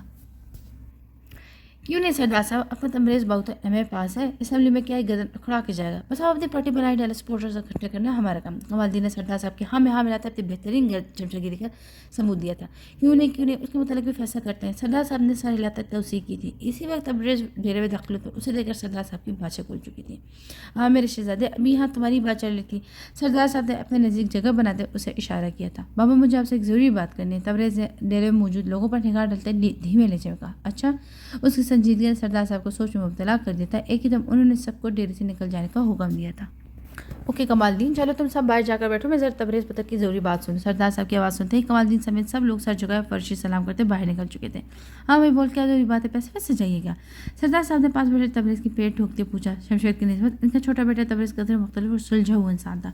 یونیورسٹی میں پڑھنے کی وجہ سے وہ کافی عرصے سے شہر میں رہا تھا۔ اس کے اعتبار شمشیر ہی نہیں خود سردار صاحب سے بھی اکثر مختلف تھے، جس کی بنیادی وجہ اس کی تعلیم کا رجحان تھا۔ اس کی سوچ اور شخصیت کی بدولت سردار موسیٰ کو اس سے الگ انسیت تھی۔ انہیں امید تھی کہ مستقبل میں ان کا زبردست جانشین ثابت ہوگا۔ پاپا مجھے آپ سے شمشیر بھائی کے بارے میں بات کرنی ہے۔ تبریز خاصا افسر لگا تھا۔ کیا وہ شمشیر کو وہ چونکے؟ شمشیر بھائی کی حرکت دن بدن مشکوک ہوتی جا رہی بابا۔ رانی بھابھی کی بھی انہیں کوئی پرواہ نہیں ہے، رات رات بھر وہ گھر سے غائب رہتے، بھابھی ان کے انتظار میں پوری پوری رات غائب ہوتی ہیں۔ وہ ان دنوں گھر آئے ہوا تھا اور شمشیر کی روٹی سے نئے نئے اشکار ہوتا، اس سے پہلے کہ شمشیر کی حرکت کی خبر اس کے نہیں سنائی پڑتی۔ اب جو کچھ اتنے عرصے سے چل رہا وہ اسے اکثر انداز نہیں کر پایا تھا، وہ بھی ایسے وقت جب اس کی شادی کو محض چند روز ہوئے تھے۔ تو اس میں اتنا پریشان ہونے کی کیا بات ہے بھلا؟ دوستوں یار میں بیٹھے وقت کا کہاں پتہ چلتا ہے؟ سردار صاحب اس کی بات کو مطلب اچھی طرح سمجھتے، لیکن اس کے توقع کے خلاف انہوں نے اس بات پر انتہائی ہلکا رد عمل ظاہر کیا۔ وہ حیران اور پریشان باپ کو دیکھنے لگا تھا۔ او بیٹا جی تم پریشان مت ہو، اس عمر میں بھی ایسا ہی تھا۔ وہ اسے اپنی طرف حیرت سے تکتا پا کر سردار محسن علی خان انتہائی بھونڈے انداز میں ہنسے اسے اپنی جوان کی داستان سنا لگے، جس کا ذکر اصولاً تو کسی بھی شریف انسان کے لیے اپنے جوان اولاد کے سامنے قابل تحقیر اور شرمندگی ہوا کرتا ہے۔ تبریز کو ان کی ایسی سوچ میں تکلیف دی تھی۔ اس کا خیال تھا کہ سردار صاحب بھتیجی کی خاطر بیٹے کو سرزنش کریں گے، پر یہاں تو سب الٹا ہو گیا تھا۔ بابا رانی بھابھی سے ہمارا ایک اور بھی رشتہ ہے، ان کے ساتھ جو زیادتی ہو رہی ہے آپ کو اس پر شمشیر بھائی کو منع کرنا چاہیے۔ الٹا آپ ان کی حرکتوں کو جسٹیفائی کرنے وہ اپنی نا امیدی کا اظہار کیے بنا نہ رہ پائے۔ سردار صاحب نے ان کی بات کو اس سے کوئی اہمیت ہی نہیں دی۔ تبریز بوجھل قدموں کے ساتھ وہاں سے شہر واپس لوٹ چکا تھا۔ گھر کا ماحول بدلا ہوتا، رانی کی زندگی شمشیر کے سامنے وہ جیسے مسکرانا ہی بھول چکی تھی۔ اس کی زندگی میں کوئی ایک صبح ایسی نہیں تھی جب اس کے شوہر اس کے پہلو میں وہ راتیں جاگتی تنہا اس ویران قبر کی چھت کو تکتی شمشیر کی راہ دیکھتی۔ وہ دن چڑھ اس کی آنکھوں کے لالی کو نظر انداز کرتا، قبر میں لڑکھڑاتے ہوئے پاؤں رکھتا اور پھر سو جاتا۔ ماں کی رانی کی ماں تھی، نہ ساس بہن تھی نہ نن۔ وہ اپنا حال دل کس کو سناتی، اپنی تشنے کی کسے بتاتی؟ سہاگن ہو کر اس کی زندگی بیواؤں سے بدتر تھی، پھر بھی ہر دن ایک امید لے شروع ہو تاکہ شاید آج اس کا مقدر قدم ستارہ چمک اٹھے، وہ اپنے شوہر کی نظر میں سرخرو ہو پائے۔ پر ایسی صبح شمشیر کی زندگی میں رانی کے لیے کبھی نہ آ سکی۔ سردار صاحب کی شدید خواہش ہونے کے باوجود بھی تبریز نے الیکشن میں ان کی جگہ کھڑے ہونے سے پہلے صاف انکار کر دیا تھا۔ اس کا رجحان کبھی بھی کسی سیاست کی طرف نہیں تھا۔ وہ سردار صاحب کی سوچ کے آغاز کے کا محرا بن کر ان کی نمائندگی کرنا چاہتا تھا۔ سردار صاحب جو اپنی آفس میں انٹری وارڈنگ کے سارے انتظام مکمل کر چکے تھے، تبریز کے انتخاب پر شدید برہم ہو چکے تھے۔ دوسری طرف تبریز نے امتحان کے بعد شہر میں ایک میڈیکل اکیڈمی میں پڑھانا شروع کر دیا تھا۔ آنے والے دنوں میں اسے پوری امید تھی کہ اسے کالج میں لیکچرشپ مل جائے گی۔ اس حرکت نے سردار صاحب کے غصے کو دگنا کر دیا تھا۔ انہوں نے تبریز کو واضح تنبیہ کرتے ہوئے اپنی جائیداد سے آگ کرنے کی دھمکی دی تھی۔ پر انہی دنوں ایک ایسا واقعہ نمودار ہوا کہ سردار صاحب کی ساری توجہ تبریز سے ہٹ کر دوسری طرف منتقل ہو چکی تھی۔ اسمبلی ممبران کے لیے بی اے پاس ہونے کی شرط ختم کر دی گئی تھی۔ سردار صاحب بطور آزاد امیدواران اپنے علاقے کے لیے الیکشن ٹکٹ حاصل کرنے میں کامیاب ہو چکے تھے۔ ہر طرف بڑے زور و شور سے الیکشن کی تیاری چل رہی تھی۔ سردار صاحب کو قومی امید تھی کہ وہ یہ سیٹ لازمی جیت جائیں گے۔ سلہ نے فیروز کی تلاش میں کالج کے گیٹ سے سر باہر نکالا، پھر کلائی پر بندی اپنی گھڑی میں وقت دیکھتے ہی دل میں اس لیٹ لطیف کو غصہ تھا۔ آج تو تقریباً سارا کالج ہی خالی ہو چکا تھا۔ کچھ سوچے اس نے اپنا سفید دوپٹہ سلی کے سر اوڑھا، کالج گیٹ سے باہر چلی آئی۔ گیٹ کیپر کو اپنے بھائی کے لیے پیغام دے کر تیز قدموں سے چلی سڑک تک آ پہنچی تاکہ وہاں سے کوئی بس یا رکشہ لے کر گھر چلی جائے۔ جب سے فارینہ کی شادی ہوئی تھی سیلا اس کی کمی شدت سے محسوس کرتی تھی۔ ویسے تو وہ اسے سینئر تھی مگر چھٹی کا وقت تو ایک ہی تھا۔ اس سے پہلے کبھی ایسی سچویشن آڑے آتی تو فارینہ کے ساتھ چلی جاتی، لیکن اب تو مجبوری تھا دل بڑا کر کے باہر نکل آئی۔ ارے وہ دیکھ کیا زبردست آئٹم جا رہی ہے۔ لڑکیوں کو کالج کے باہر وہ دونوں اپنی جیم میں بیٹھے وہاں سے گزرتی لڑکیوں پر آوازیں کس رہے تھے۔ ان دونوں کا یہ فیوریٹ ٹائم پاس تھا۔ کبھی کبھار اس چکر میں کوئی لڑکی سے ان کی دوستی بھی ہو جاتی تھی، لیکن زیادہ تر تو جوتا دکھا کر آگے سیلا کو تنہا سڑک پار کرتے دیکھ کر شمشیر جیپ اس کے پیچھے لے آیا تھا۔ چھوڑو یار یہ تو بچی ہے، یا کچھ بدمزہ ہوا تھا۔ ان بازاری 2 نمبر لڑکیوں میں وہ بات کہاں جس ظالم حسینہ میں؟ ہاتھ پر ہاتھ مارتے اسے چھچورے انداز میں ساتھ بیٹھے یاور سے کہا تو اس کا حالت سے ایک فلک شگاف کہہ کر بلند ہوا تھا۔ دل لے گئی، ہائے دل لے گئی۔ سیلا کے نزدیک پہنچ کر شمشیر اب جیپ انتہائی کم رفتار پر چلاتا اس کے ساتھ ساتھ چل رہا تھا، ساتھ ساتھ بیہودہ گانے اللہ پتہ اس کی توجہ حاصل کرنا چاہ رہا تھا۔ شٹ اپ، راستہ چھوڑو ورنہ ابھی سب کو اکٹھا کر کے تمہیں جوتے پڑواؤں گی۔ سیلا کوئی عام لڑکی نہیں تھی جو ان اوچھی حرکتوں پر ڈر جاتی۔ وہی کھڑے کھڑے اس نے سڑک پر بڑا پتھر اٹھا لیا تھا۔ تیور بھی شیلے اگل رہے روپ کی طرح بھی۔ وہی ہم نے ایک نگاہ یار سے جلک کر بھسم ہو گئے۔ شمشیر یکدم جیپ روک کر نیچے اتر آئے۔ چلا تو اسے سڑک چاپ گنڈا سمجھ رہی تھی، پر وہ آوارہ و گھاک تھا، اس کے لیے کوئی دم کی اہمیت نہیں رکھتی تھی۔ کمال اعتماد نے اسے جھٹکے سے سیلا کے ہاتھ سے پتھر پکڑ کر نیچے پھینکا۔ اس کا ہاتھ مضبوطی سے تھام لیا تھا۔ ہاتھ چھوڑا میرا ورنہ اچھا نہیں ہوا، تم جانتے نہیں ہو میں کون ہوں۔ غصے سے تل ملائی چلائی تھی، ساتھ ہی ایک نگاہ کی تھی جہاں دوپہر کے اس پل بس اکا دکا لوگ موجود تھے۔ زندگی میں پہلی بار تھا کہ وہ اکیلی باہر نکلی تھی اور اس پر اس کا دل اب پتے کی طرح کانپ رہا تھا۔ دیر ہونے کی وجہ کالج کی سبھی لڑکیاں جا چکی تھی۔ شمشیر جب کسی کا ہاتھ پکڑ لیتا تو اتنی آسانی سے نہیں چھوڑتا۔ شمشیر نے اسے خود سے قریب کرتے کان میں سرگوشی کی تھی۔ بدتمیز انسان، تہذیب تو تمہیں چھو کر نہیں گزری، میں کہتی ہوں۔ سیلا نے اسے پرے دھکیلنا چاہا پر شمشیر اس سے پہلے جیپ میں ڈال چکا تھا۔ یاور نے دوسری طرف سے اس کا ہاتھ پکڑے۔ شمشیر اچک کر جیپ میں بیٹھا، لیکن اس وقت فیروز کی گاڑی وہاں آ کر رکی تھی۔ تمہاری ہمت کیسے ہوئی میری بہن کو ہاتھ لگانے کی؟ غصے میں آگ بگل ہوتا فیروز شمشیر کی طرف لپکا اور آن کے آن میں اس کا گریبان پکڑے اسے جیب سے نیچے کھینچ لیا تھا۔ سلا جو چیخ و پکار کرتی ملب کی طلبگار تھی فیروز کو وہاں دیکھ کر پرسکون ہوئی، لیکن ابھی وہ یاور کی گرفت میں تھی۔ ارے واہ ہیرو! شمشیر دونوں ہاتھ جھڑتا فیروز کی طرف بڑھا، اسے ایک زوردار مکہ جڑ دیا۔ فیروز تلملا کر نیچے گرا تھا۔ میں کہتا ہوں چھوڑ کمینے، ورنہ میں تیرا خون پی جاؤں گا۔ تیزی سے اٹھتے وہ جیپ میں بیٹھے یاور کی طرف بڑھا جس کی گروپ میں سلا بے بس ہو تھی۔ یاور کے اپنے سر پر ہاتھ مارتے ایک ہی وار میں یاور کو بے حال کر دیا تھا۔ سلا جلدی سے جیپ سے اتری فیروز کی اوٹ پہ جا چپی۔ مر گئے شمشیر کو دھمکانے والے، تو چوزا مارے گا مجھے۔ شمشیر نے اس پر گرفت مضبوط کی، پر اچانک فیروز نے اپنے ریوالور نکالو شمشیر پر تانی۔ شمشیر کو تو جان ہی نکل گئی تھی۔ فیروز کی آنکھیں اس پر شعلے اگل رہی تھی۔ ریوالور فیروز کے ہاتھ پہ دیکھ کر یاور تو اسی وقت بھاگ گیا تھا۔ خود شمشیر کی بھی سٹی گم ہو چکی تھی، اب رفتہ رفتہ اس کی طرف بڑھ رہا تھا۔ شمشیر کے سر پر پہنچ کر فیروز نے ٹریگر دبایا۔ شمشیر لپک کر ساتھ گتم گتا ہو گیا، پھر اچانک گولی چلنے کی آواز سے فضا گونج اٹھی تھی۔ فیروز بھائی! سلا سڑک پر بے ہوش ہو کر گرنے سے قبل حلق کی آواز چلائی تھی۔ رفتہ رفتہ اس کی نظروں کے سامنے اندھیرا چھانے لگا۔ سڑک کے بیچوں بیچ ہونے والے جھگڑے میں فیروز کے پسٹل نکال لینے کی وجہ سے ہاتھا پائی خون نظیرے میں بدل چکی تھی۔ ریوالور سے چلنے والی تینوں گولی شمشیر کے جسم میں پیوست ہو چکی تھیں۔ زخموں کی تاب نہ لگا موقع پر ہلاک ہو گیا تھا۔ سلا اس وقت کی شمشیر گواتی تو جھگڑے کی بنیادی وجہ بھی وہی تھی۔ دونوں گھروں میں صف ماتم بچھی تھی۔ سردار محسن علی اگر اکلوتے بیٹے کی لاش کو گلے سے لگائے ہوا تھا، تو رفیق احمد اکلوتے بیٹے کے ہاتھ میں ڈلی ہتھکڑی دے کر سینہ پیٹ رہا تھا۔ محسن علی اب فقط جاگیردار نہ تھا بلکہ ایک سیاسی شخصیت بن چکا تھا۔ اس کے غمگسار و آگ میں تیل ڈالنے والوں کی تعداد زیادہ تھی، تو نقصان تو بہرحال اس کا ہوا تھا۔ رانیہ تو جیسے بت بنی اپنی تباہی پر سر جھکائے بیٹھی تھی۔ ارد گرد بیٹھی عورتوں نے اس کو چوڑے اتارتے جس طرح شمشیر کے کردار کی دھجیاں اڑائی تھی۔ اس نے حرف بہ حرف وہ لمحات اپنی شادی شدہ زندگی میں جیے تھے۔ وہ ہرگز ایک اچھا شوہر نہیں تھا، بلکہ شاید وہ تو ایک اچھا انسان بھی تھا، لیکن رانی کو اس کی موت سے درد ہوتا۔ وہ ہر صبح اٹھ کر اس کے دل میں اپنے لیے محبت کی دعا مانگا کرتی تھی کہ کسی نہ کسی دن قدرت کو اس کے حال پر رحم آ جائے گا۔ پھر اپنی اس دعا کے طاقت کے بلبوتے پر رات تک شمشیر کی بے حسی جھیلا کرتی تھی، پر آج کے بعد وہ صبح پھر کبھی نہیں آئی تھی جس پر رانی کے اندر شوہر سے محبت کی خواہش دعا بن کر لبوں پر آتی۔ 3 روزہ سوگ ختم ہونے پر پرساد دینے والوں کی آمد و رفت بھی کم ہوئی تھی۔ رانی کی زندگی میں بس ایک ہی نقطے پر مرکوز ہو چکی تھی، اس بات سے بے خبر کہ ڈیرے پر ان دونوں کو کون سے نئے جوڑ توڑ کیے جا رہے ہیں۔ یہ مردوں کی دنیا تھی یا مردوں کا راج؟ عورتوں کی زندگی تو محض گھروں کی چاردیواری تک محدود تھی۔ ہمیں تم سے پوری ہمدردی ہے سردار محسن علی، بات اگر عدالتوں تک پہنچی تو بدنامی تمہارے حصے میں بھی آئے گی۔ اکبر خان شمشیر کی تعزیت کرنے آیا تو ایک نئی داستان چھڑ بیٹھا۔ سردار محسن بھرا پڑتا تو دوسری طرف رفیق احمد اپنی سرتوڑ کوشش کرتا کہ فیروز کو سزا سے بچا لیا جائے۔ اسی سلسلے میں کسی بھی حد تک جانے کو تیار تھا، کیونکہ روزینہ بیگم نے بیٹے کے غم میں زمین آسمان ایک کر دیا تھا۔ اکبر خان سردار صاحب کا پرانا دوست تھا اور ان کا ہم پلہ بھی۔ رفیق احمد نے اس سلسلے میں اکبر خان کو انوالو کیا تاکہ وہ سردار کے غصے کو کم کرتے اس کے بیٹے کو موت کی سزا سے بچا لے۔ تو کیا اس خوف سے میں اپنے جوان بیٹے کا خون معاف کر دوں؟ سردار صاحب ایک دم ہتے سے اکھڑ گئے تھے۔ معاملہ ان کے بھی اکلوتے جوان بیٹے کا سردار تو، اور تمہارا بیٹے ان کی بیٹی سے زیادتی کرتا۔ غیرت میں آ کر فیروز یہ قتل کر دیا۔ اختیارات ان کے بھی کچھ کم نہیں ہے، پھر عدالتوں میں ایسے کیس سالوں سال چڑھتے پھر ہاتھ کے کچھ بھی نہیں آتا۔ اکبر خان ذہنی طور پر سرد عمل کے لیے تیار تھا۔ ان کی پیٹھ تھپ تھپاتی تسلی دیتے اسے آنے کا دوسرا رخ دکھایا۔ تم کہنا کیا چاہتے ہو اکبر خان؟ کھل کر بات کرو۔ سردار محسن خان سادہ آدمی تھا، اتنا تو جانتا تھا کہ اکبر خان یوں ہی بک بک نہیں کرا، ظاہر ہے کوئی بھی واقعہ ایسے ہی واقعہ پذیر نہیں ہو جاتا۔ حقیقت کس سے چھپی نہیں تھی، اس پر آدھے لوگ سردار کے ساتھ ہیں تو ہمدردی فیروز کے لیے بھی کم نہیں تھی۔ دیکھو میں تمہارا دوست ہوں، تمہارے غم میں برابر کا شریک ہوں، میرے تو یہی خواہش ہے کہ تمہارا بھلا ہو جائے۔ اکبر خان نے اس کے ہاتھ پر اپنا ہاتھ کا دباؤ بڑھاتے پر اسرار انداز میں کہا۔ سردار محسن علی خان کے ماتھے کے بل گہرے ہوتے، پر اتنے سال جاگیرداری کے بعد ان نے حالیہ سیاست میں ایک بات سیکھی تھی کہ فائدے والی بات بھلے کتنی تلخی نہ ہو، کڑوی گولی کی طرح نگل جانی چاہیے، کیونکہ بہرحال اس میں آپ کی بھلائی پوشیدہ ہوتی ہے۔ اور وہ کیسے؟ انداز اکھڑا ہوا تھا اور کچھ تنزیہ تھا، پر سردار محسن علی خان کو بھی تجسس ہو رہا تھا کہ آخر اکبر خان کون سی نئی تجویز لے کر اس کے پاس آئے۔ اسی لڑکی سے تمہاری شادی کروا دیتے ہیں، مشکل سے 15-16 سال عمر ہوگی، ساتھ میں کئی سو عمر بے چیز لائے گی، اسے کہتے ہیں چوپڑی بھی اور دو۔ ارے بھائی وہی تو تھی نا فساد کی جڑ۔ اکبر خان نے بےہودہ ہنسی پاس بیٹھے سردار صاحب کی کمر میں ٹہوکا مارا۔ دراصل یہ تجویز بھی اسی کی تھی۔ رفیق احمد تو ہر حال میں بیٹا قانون کی گرفت سے باہر نکالنا چاہیے تھا۔ اسے اکبر خان کا دامن پکڑ لیا، جس پر اکبر خان نے اسے ونی کی صورت اس مشکل سے نکلنے کی راہ دکھائی تھی۔ وہ عمر تکلیف دہ تھا کہ رفیق احمد کی بیٹی بھی بے حد عزیز تھی، لیکن جوان بیٹے سے بڑھ کر نہیں تھی۔ پھر شادی تو کر لی تھی، کون سا اسے فیروز کی طرح قبر میں اتارنا تھا؟ یہی سوچ کر سب دل کی تسلی دی تھی کہ وارث کھو کر خود کو جیتے جی مارنے کی سکت نہیں تھی اس میں۔ ہاں پر وہ بیٹی کو اس مطابق زندہ درگور کیا جا سکتا تھا۔ ارے یار اس عمر میں شادی کر کے میں کیا کروں گا؟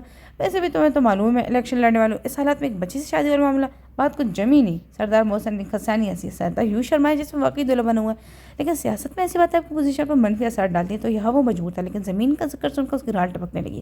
اچھا تو پھر تبریز سے شادی کرا دیتے ہیں، جائیداد تو تمہارے ہاتھ ہی آئے گی نا، کہو کیا خیال ہے؟ اکبر خان نے کچھ سوچتے ہوئے مشورہ دیا۔ سردار محسن علی خان کا مان جان اس کی جیت تھی، آخر وہ بھی تو رفیق احمد کو زبان دے کر آیا تھا۔ بہرحال وہ اب اچھا خاصا مطمئن تھا، کیونکہ سردار محسن علی خان پر جائیداد والا جادو چل گیا تھا۔ اچھا خالص کے متعلق تو سوچا جا سکتا ہے، ویسے وہ ونی کے لیے مانے گا نہیں. یہ آج کل بچوں کو نا پڑھائی لکھائی نے دماغ خراب کر دیا. تبریز کو منانا آسان نہیں تھا اور یہ بات سردار موسیٰ کو اندر ہی اندر پریشان کرتی ہے. اب تک تو اس بات پر مطمئن تھا کہ تبریز واپس آ چکا ہے، شمشیر کے کیس کی پیروی وہی کرتا. سردار صاحب کو اس کا بڑا اثر تھا کہ ظاہر سی بات ہے کہ اتنی عام سی بات تھی نہیں جس پر وہ ہنسی خوشی رضامند ہو جاتا.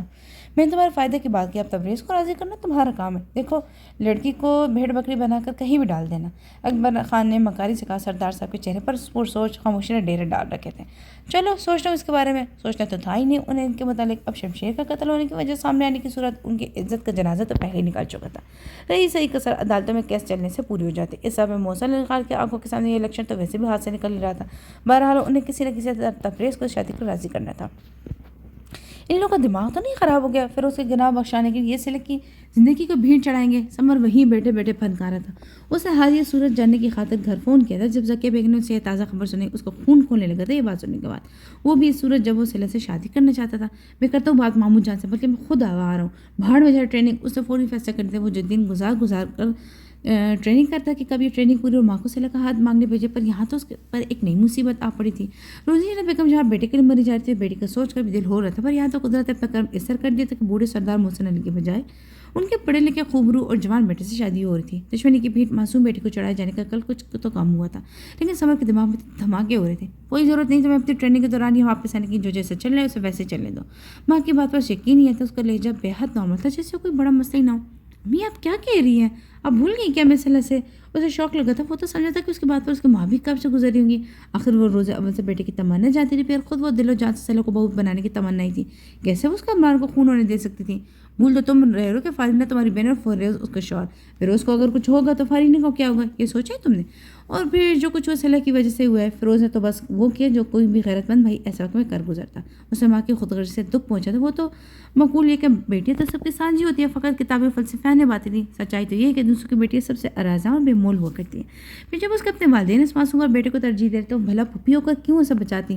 بھائی سب میں صلاح کا کیا قصور ہے امی؟ وہ پوچھے بنا نہ رہ پائے. ایسے معاملے کو یک طرفہ نہیں ہوا کرتے سب میں. اور انہیں بھی تو 4 سال سے کالج جا رہی. اس سے پہلے تو کبھی دیکھا نہ سنا کہ کالج کے بعد کوئی واقعہ ہو. جمعہ 8 جو اس لڑکی کو کالج جاتے اور اس کے عاشق بن گئے تو بھگتے اپنی کرنی کو. اسے اندازہ نہیں کہ اس کی ماں کی سوچ اتنی سطحی ہو سکتی ہے. صلاح ایسی لڑکی نہیں ہے امی، وہ بہت معصوم ہے. ان سے باتوں کا مفہوم بھی نہیں جاتی. اس نے فی الفور صلاح کا دفاع کیا تھا.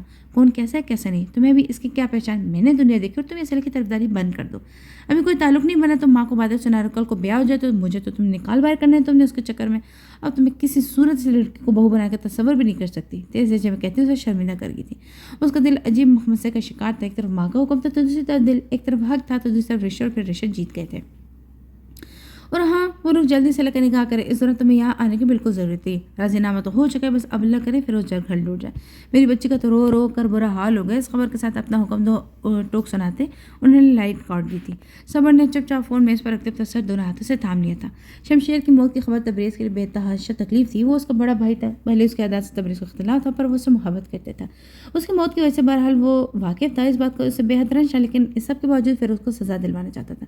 اس کیس کی پیروی وہی کرتا، لیکن اچانک اسے سردار محسن علی خان نے اس معاملے کو ختم کرنے کا حکم دیا تو حیرت زدہ ان کی صورت دیکھنے لگا. پر جب اصل بات سامنے آئی تو وہ ہوش ہی کھو بیٹھا.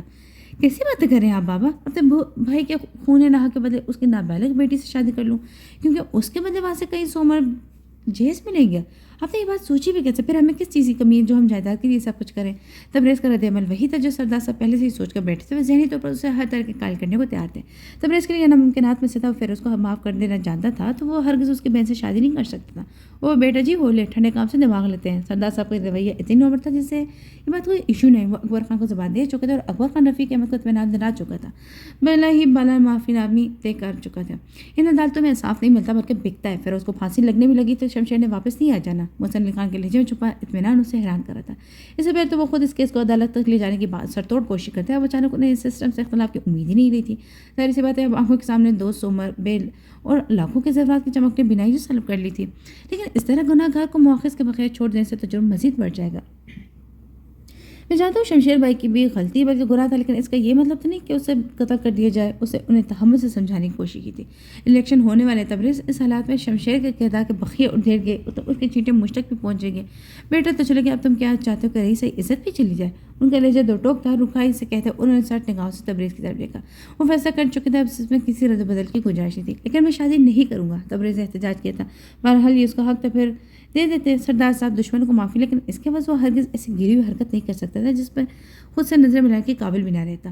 تو مت کر بھائی کی قبر مٹی ڈالنے تو آگے باپ کے جنازے کو کندھا مت دینا آنا، تمہارے لیے اصول ہے میں نا۔ تو سردار محسن علی خان کو اپنی زبان اپنا وعدہ عزیز ہے، میں معافی نامہ اکبر خان کو دے چکا ہوں، لہٰذا وہ لڑکی گھر میں بیاہ کر آئے گی، تم نہیں کرو گے تو یہ شادی میں خود کروں گا۔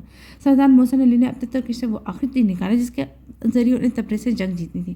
یہ تو ان کے دل کی بات تھی، انہیں دوسری شادی نہیں کرنی کیونکہ ان کے آوازوں پر الیکشن سوار تھا، پر تبریز کو تو ایسا کچھ علم نہیں تھا جتنا وہ تبریز کو سمجھتے تھے۔ وہ اس اصول کے پیچھے لگ کر اس رشتے سے انکار کرے، اس میں سب سے پہلے انسانیت آتی ہے۔ وہ باپ کو کبھی ایک کم سن لڑکی کی زندگی برباد کرنے نہیں دے سکتا تھا، اس لیے انہوں نے تبریز کو بلیک میل کرنے کی خاطر یہ جھوٹ بولا تھا، پر دل میں ان کا ایسا کوئی قصد نہیں تھا۔ تبریز واقعی ہل گیا تھا۔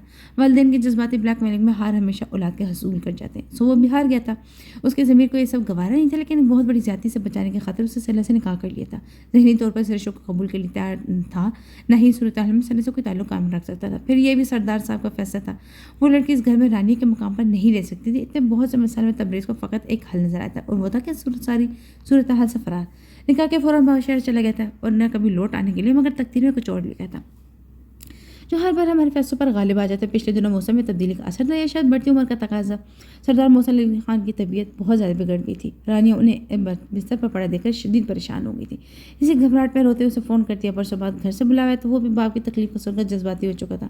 گھر میں کبھی دوبارہ پیر نہ ڈالنے کے سب دعوے رانیہ کی درخواست اور آنسو پر بہہ نکلے تھے۔ بالآخر لوٹ آیا، پر جس ایک بات کو بھلانے کے لیے اسے اتنے سالوں کو بنا کاٹا تھا، یہاں پہنچ کر حقیقت صورت جھونکی تو اس کے سامنے تھی۔ اس کی بیوی اس نے کبھی ذہن و دل سے قبول نہیں کیا تھا، آج بھی اس کے گھر میں موجود تھی، مگر کس حیثیت سے؟ وہ جب سے آیا تھا اسے ایک ملازمہ کی طرح کام کرتے دیکھا تھا، پھر رانی اور سردار صاحب کا اس کے ساتھ ذلت آمیز رویہ جو اس گھر میں کسی عام ملازم کے بالکل نہیں تھا، تو فقط اس کے لیے شمشیر کے قاتل کی بہن تھی۔ رانی کو اسے دیکھ کر ہر لمحہ اپنی تہی دامنی یاد آتی تھی، اپنا خسارہ وہ اسے بھی نہیں بھول پاتی کیونکہ سلہ اس گھر میں موجود تھی۔ کچھ یہی وجوہات جو وہ شادی نہیں کرنا چاہتا تھا، اپنے سے کئی سال چھوٹی نابالغ لڑکی سے اس کے بھائی کے گناہ کے بدلے شادی کے بعد یہاں کوئی بھی خوش نہیں رہنے والا تھا۔ آج یہی سب کچھ تو ہو رہا تھا، وہاں رانی کا ماتم سالوں بعد بھی جاری تھا، ادھر سلہ کا اس گناہ کی سزا کاٹ رہی تھی جو اس نے کیا ہی نہیں تھا، اور تبریز وہ جانے کس جرم کے پاداش اس قید میں ڈالا گیا تھا۔ شہر میں کئی بار اسے سوچا کہ اس اذیت تنہائی سے نجات پانے کی خاطر اسے اپنا گھر بسا لینا چاہیے۔ وہ عمر کے اس حصے میں تھا جہاں جذبات سے بڑھ کر ضرورت آڑے آ جاتی تھی۔ اسے بھی اپنا گھر، جیون ساتھی اور اولاد کی ضرورت تھی جن سے اپنی تنہائی بانٹ پاتا۔ پھر اسے تو سردار صاحب نے شادی سے پہلے ہی کہہ دیا تھا کہ جب چاہے اپنی پسند و مرضی سے شادی کر سکتا ہے، اس کی بیوی کو سارے حقوق اور احترام ملیں گے جو اس خاندان کی بہو کا حق ہے۔ لیکن وہ ہر بار یہ فیصلہ کرنے میں ناکام رہا۔ ایک احساس ندامت تھا جو ہر بار راستے میں آ جاتا۔ وہ دوبارہ شادی کرنے کی سوچ کو رد کرتا، پھر روٹین کی زندگی گزارتا رہتا۔ ایک بار ایک بڑی برائی کو روکنے کی خاطر وہ یہ غلطی کر بیٹھا تھا۔ اب اس کی زندگی میں مزید کوئی غلطی کی گنجائش نہیں تھی، لیکن ماضی جو کا تو سامنے تھا۔ ایک طرف رانی کا غم تو دوسری طرف سلا۔ اس ان دونوں کے ساتھ ہوا تین ساتھی کا ادراک تھا، وہ ان دونوں کے لیے کچھ بھی تو نہیں کر سکتا تھا۔ اس وقت رانی کو بھول کر سلہ کے متعلق سوچنے لگا تھا جو اپنوں کی بے رحمی کے شکار ہو کر یہ اذیت بھرا وقت گزاری تھی۔ ماضی کی انہیں طرف سوچے ہوئے گھرا وہ اپنے دھیان میں مگن لان میں چہل قدمی کرتا گھر کے پیچھے طرف پہنچ چکا تھا۔ یہاں قطار در قطار ملازموں کے کوارٹر بنے ہوئے تھے جہاں چند ملازمین ان کے بیوی بچے رہتے تھے۔ کمروں کے باہر سیمنٹ کا چبوترا بنا تھا جہاں ایک دو کچھ ایک چارپائی پڑی تھی۔ دن چڑھ چکا تھا، گھر کے حصے میں اس وقت اچھی خاصی چہل پہل تھی۔ درمیان میں ایک کچا احاطہ تھا جس میں موسی سبزیاں، چند پھلوں اور پھولوں کے درخت تھے، وہیں ملازموں کے بچے بچیاں کھیل کود رہے تھے کہ اچانک اسے اپنے عالیشان گھر کے سناٹے کا خیال آیا جہاں کسی کو سانس بھی اپنی مرضی سے لینے کی اجازت ہے، نہ ہی مسکرانے کی۔ اس کے برعکس ان عام سروں کے چہروں پر نظر آتا ہر عنصر کتنا فطری ہے۔ پینٹ کی جیب میں ہاتھ ڈالے ہوئے لان کے کونے سے کھڑا بچوں کی شرارتیں دیکھتا محسوس ہوتا ہے۔ اتفاق سے یہاں کھڑا کوئی شخص اسے دیکھ نہیں سکتا تھا، پر وہ پورے ہاتھوں کو بآسانی دیکھ پاتا تھا۔ اسی وقت سامنے کے کمرے سے نکل کر سیمنٹ والے چبوترے پر آ کر بیٹھ گئی۔ وہی کل والے سالے باز جو بری طرح گھسا ہوا اپنا رنگ اور چمک بھی کھو بیٹھا تھا، سر پر سیاہ دوپٹہ اوڑھے سے خود کو اچھی طرح لپیٹ رکھا تھا۔ اسے دیکھتے ہی بچے بھاگ کر اس کے پاس آئے۔ سلا نے ہاتھ میں ایک ٹوکری پڑی تھی، وہ بچی پلاسٹک کی ٹوکری لے کر کیری میں چلی گئی، وہاں لگے موتیوں کی جھاڑو سے پھول چن چن کر ٹوکری میں بھرنے لگی۔ باقی اپنے کمرے سے قاعدہ اٹھا لائے، سلا سے پڑھنے بیٹھ گیا۔ تبریز چاہ کر بھی واپس نہ لوٹ پایا۔ بچی پھولوں سے بڑی ٹوکری سلا کے پاس رکھ کر اب خود بھی بیٹھ کر اسے سبق سنانے لگی تھی۔ سلا نے ٹوکری میں رکھے پھولوں کے دھاگے پرو کر بڑی نفاست سے چند غزلیں بنائے، اسی دوران سب بچوں کو پڑھا بھی رہی تھی۔ یہ پہلا موقع تھا جب تبریز نے اسے پورے دھیان سے دیکھا تھا۔ اس کی دودھیا رنگت سورج کی کرنوں میں سنہری دکھائی دیتی، اس معمولی لباس میں اس کا روح توجہ بٹورتا۔ اس کے وہ کپڑے اراضا تھے، پر وہ بقیہ ملازمین کے برعکس صاف ستھری تھی۔ کچھ دیر تک پڑھائی کا یہ سلسلہ جاری رہا۔ اسی دوران ٹوکرے کے سارے پھول لڑکی کی صورت پروئے جا چکے تھے۔ بچے اٹھنے لگے تو سلا نے سارے گجروں انہیں بانٹ دیا۔ خود مسکراتی اٹھ کر کھڑی ہو چکی تھی، پلٹ کر کمرے میں جانے کو اس کی نگاہ لان کی طرف کھڑے تبریز پر پڑی تو وہ ٹھٹک گئی تھی۔ وہ جو ایک لیکن سے بے نیاز گہری نظر سے اسے دیکھ رہا تھا۔ اچانک اسے اپنی طرف متوجہ پا کر خجل ہوا۔ سیلا کے چہرے کی مسکراہٹ اسے دیکھتی سمٹ چکی تھی۔ بےخیر اسے اپنے سر سے کھسکتا دوپٹہ درست کیا اور سر جھکائے کمرے کے اندر چلی گئی تھی۔ تبریز چند منٹ وہیں سر جھکائے خالی ذہن کے ساتھ کھڑا رہا، پھر آہستہ آہستہ چلتا واپس گھر میں داخل ہو چکا تھا۔ صبح کی رات کے کھانے پر بھی رانیہ ان کے ساتھ موجود نہ تھی، البتہ سردار صاحب آج بہت دنوں بعد اپنے گھر کمرے کے بجائے ڈائننگ روم میں بیٹھے کھانا کھا رہے تھے۔ ان کے لیے سیلا نے ڈاکٹر کی ہدایت کے مطابق پرہیزی کھانا الگ سے تیار کیا تھا، پر وہ خاموشی سے ٹیبل پر کھانا رکھ کر اب باورچی خانے سے میٹھی کی ڈش اٹھانے گئی تھی۔ تبریز کھانے کرسی پر بیٹھتے ایک نگاہ اس پر ڈالی۔ سیلا دیکھ کر بھی بے تاثر چہرے کے ساتھ اپنے کام میں مگن رہی۔ اس کے دل کا بوجھ اور بھی بڑھ چکا تھا، شاید اسے واپس آنا ہی نہیں چاہیے تھا وہاں، تو بس احساس ندامت، پر یہاں جیتے جاگتے ظلم آنکھوں کے سامنے نظر آ رہے تھے۔ سیلا کے ساتھ ہو رہی زیادتی کیا کم تھی جو رانیہ پر نہ دکھائی دینے والی جبر سوچ کو اپنے آپ سے نفرت ہو رہی تھی، کسی کے لیے کچھ بھی نہیں کر سکتا تھا۔ میں نے بہت سوچا، میرا خیال ہے تمہاری بات درست ہے، مجھے رانیہ کی شادی کر دینی چاہیے۔ سردار صاحب نے سوپ کا باؤل ختم کرتے اسے پر ایک کھسکایا۔ تبریز سے چونک کر ان کی طرف کھانا کھاتا ہاتھ رک چکا تھا۔ سچ بابا؟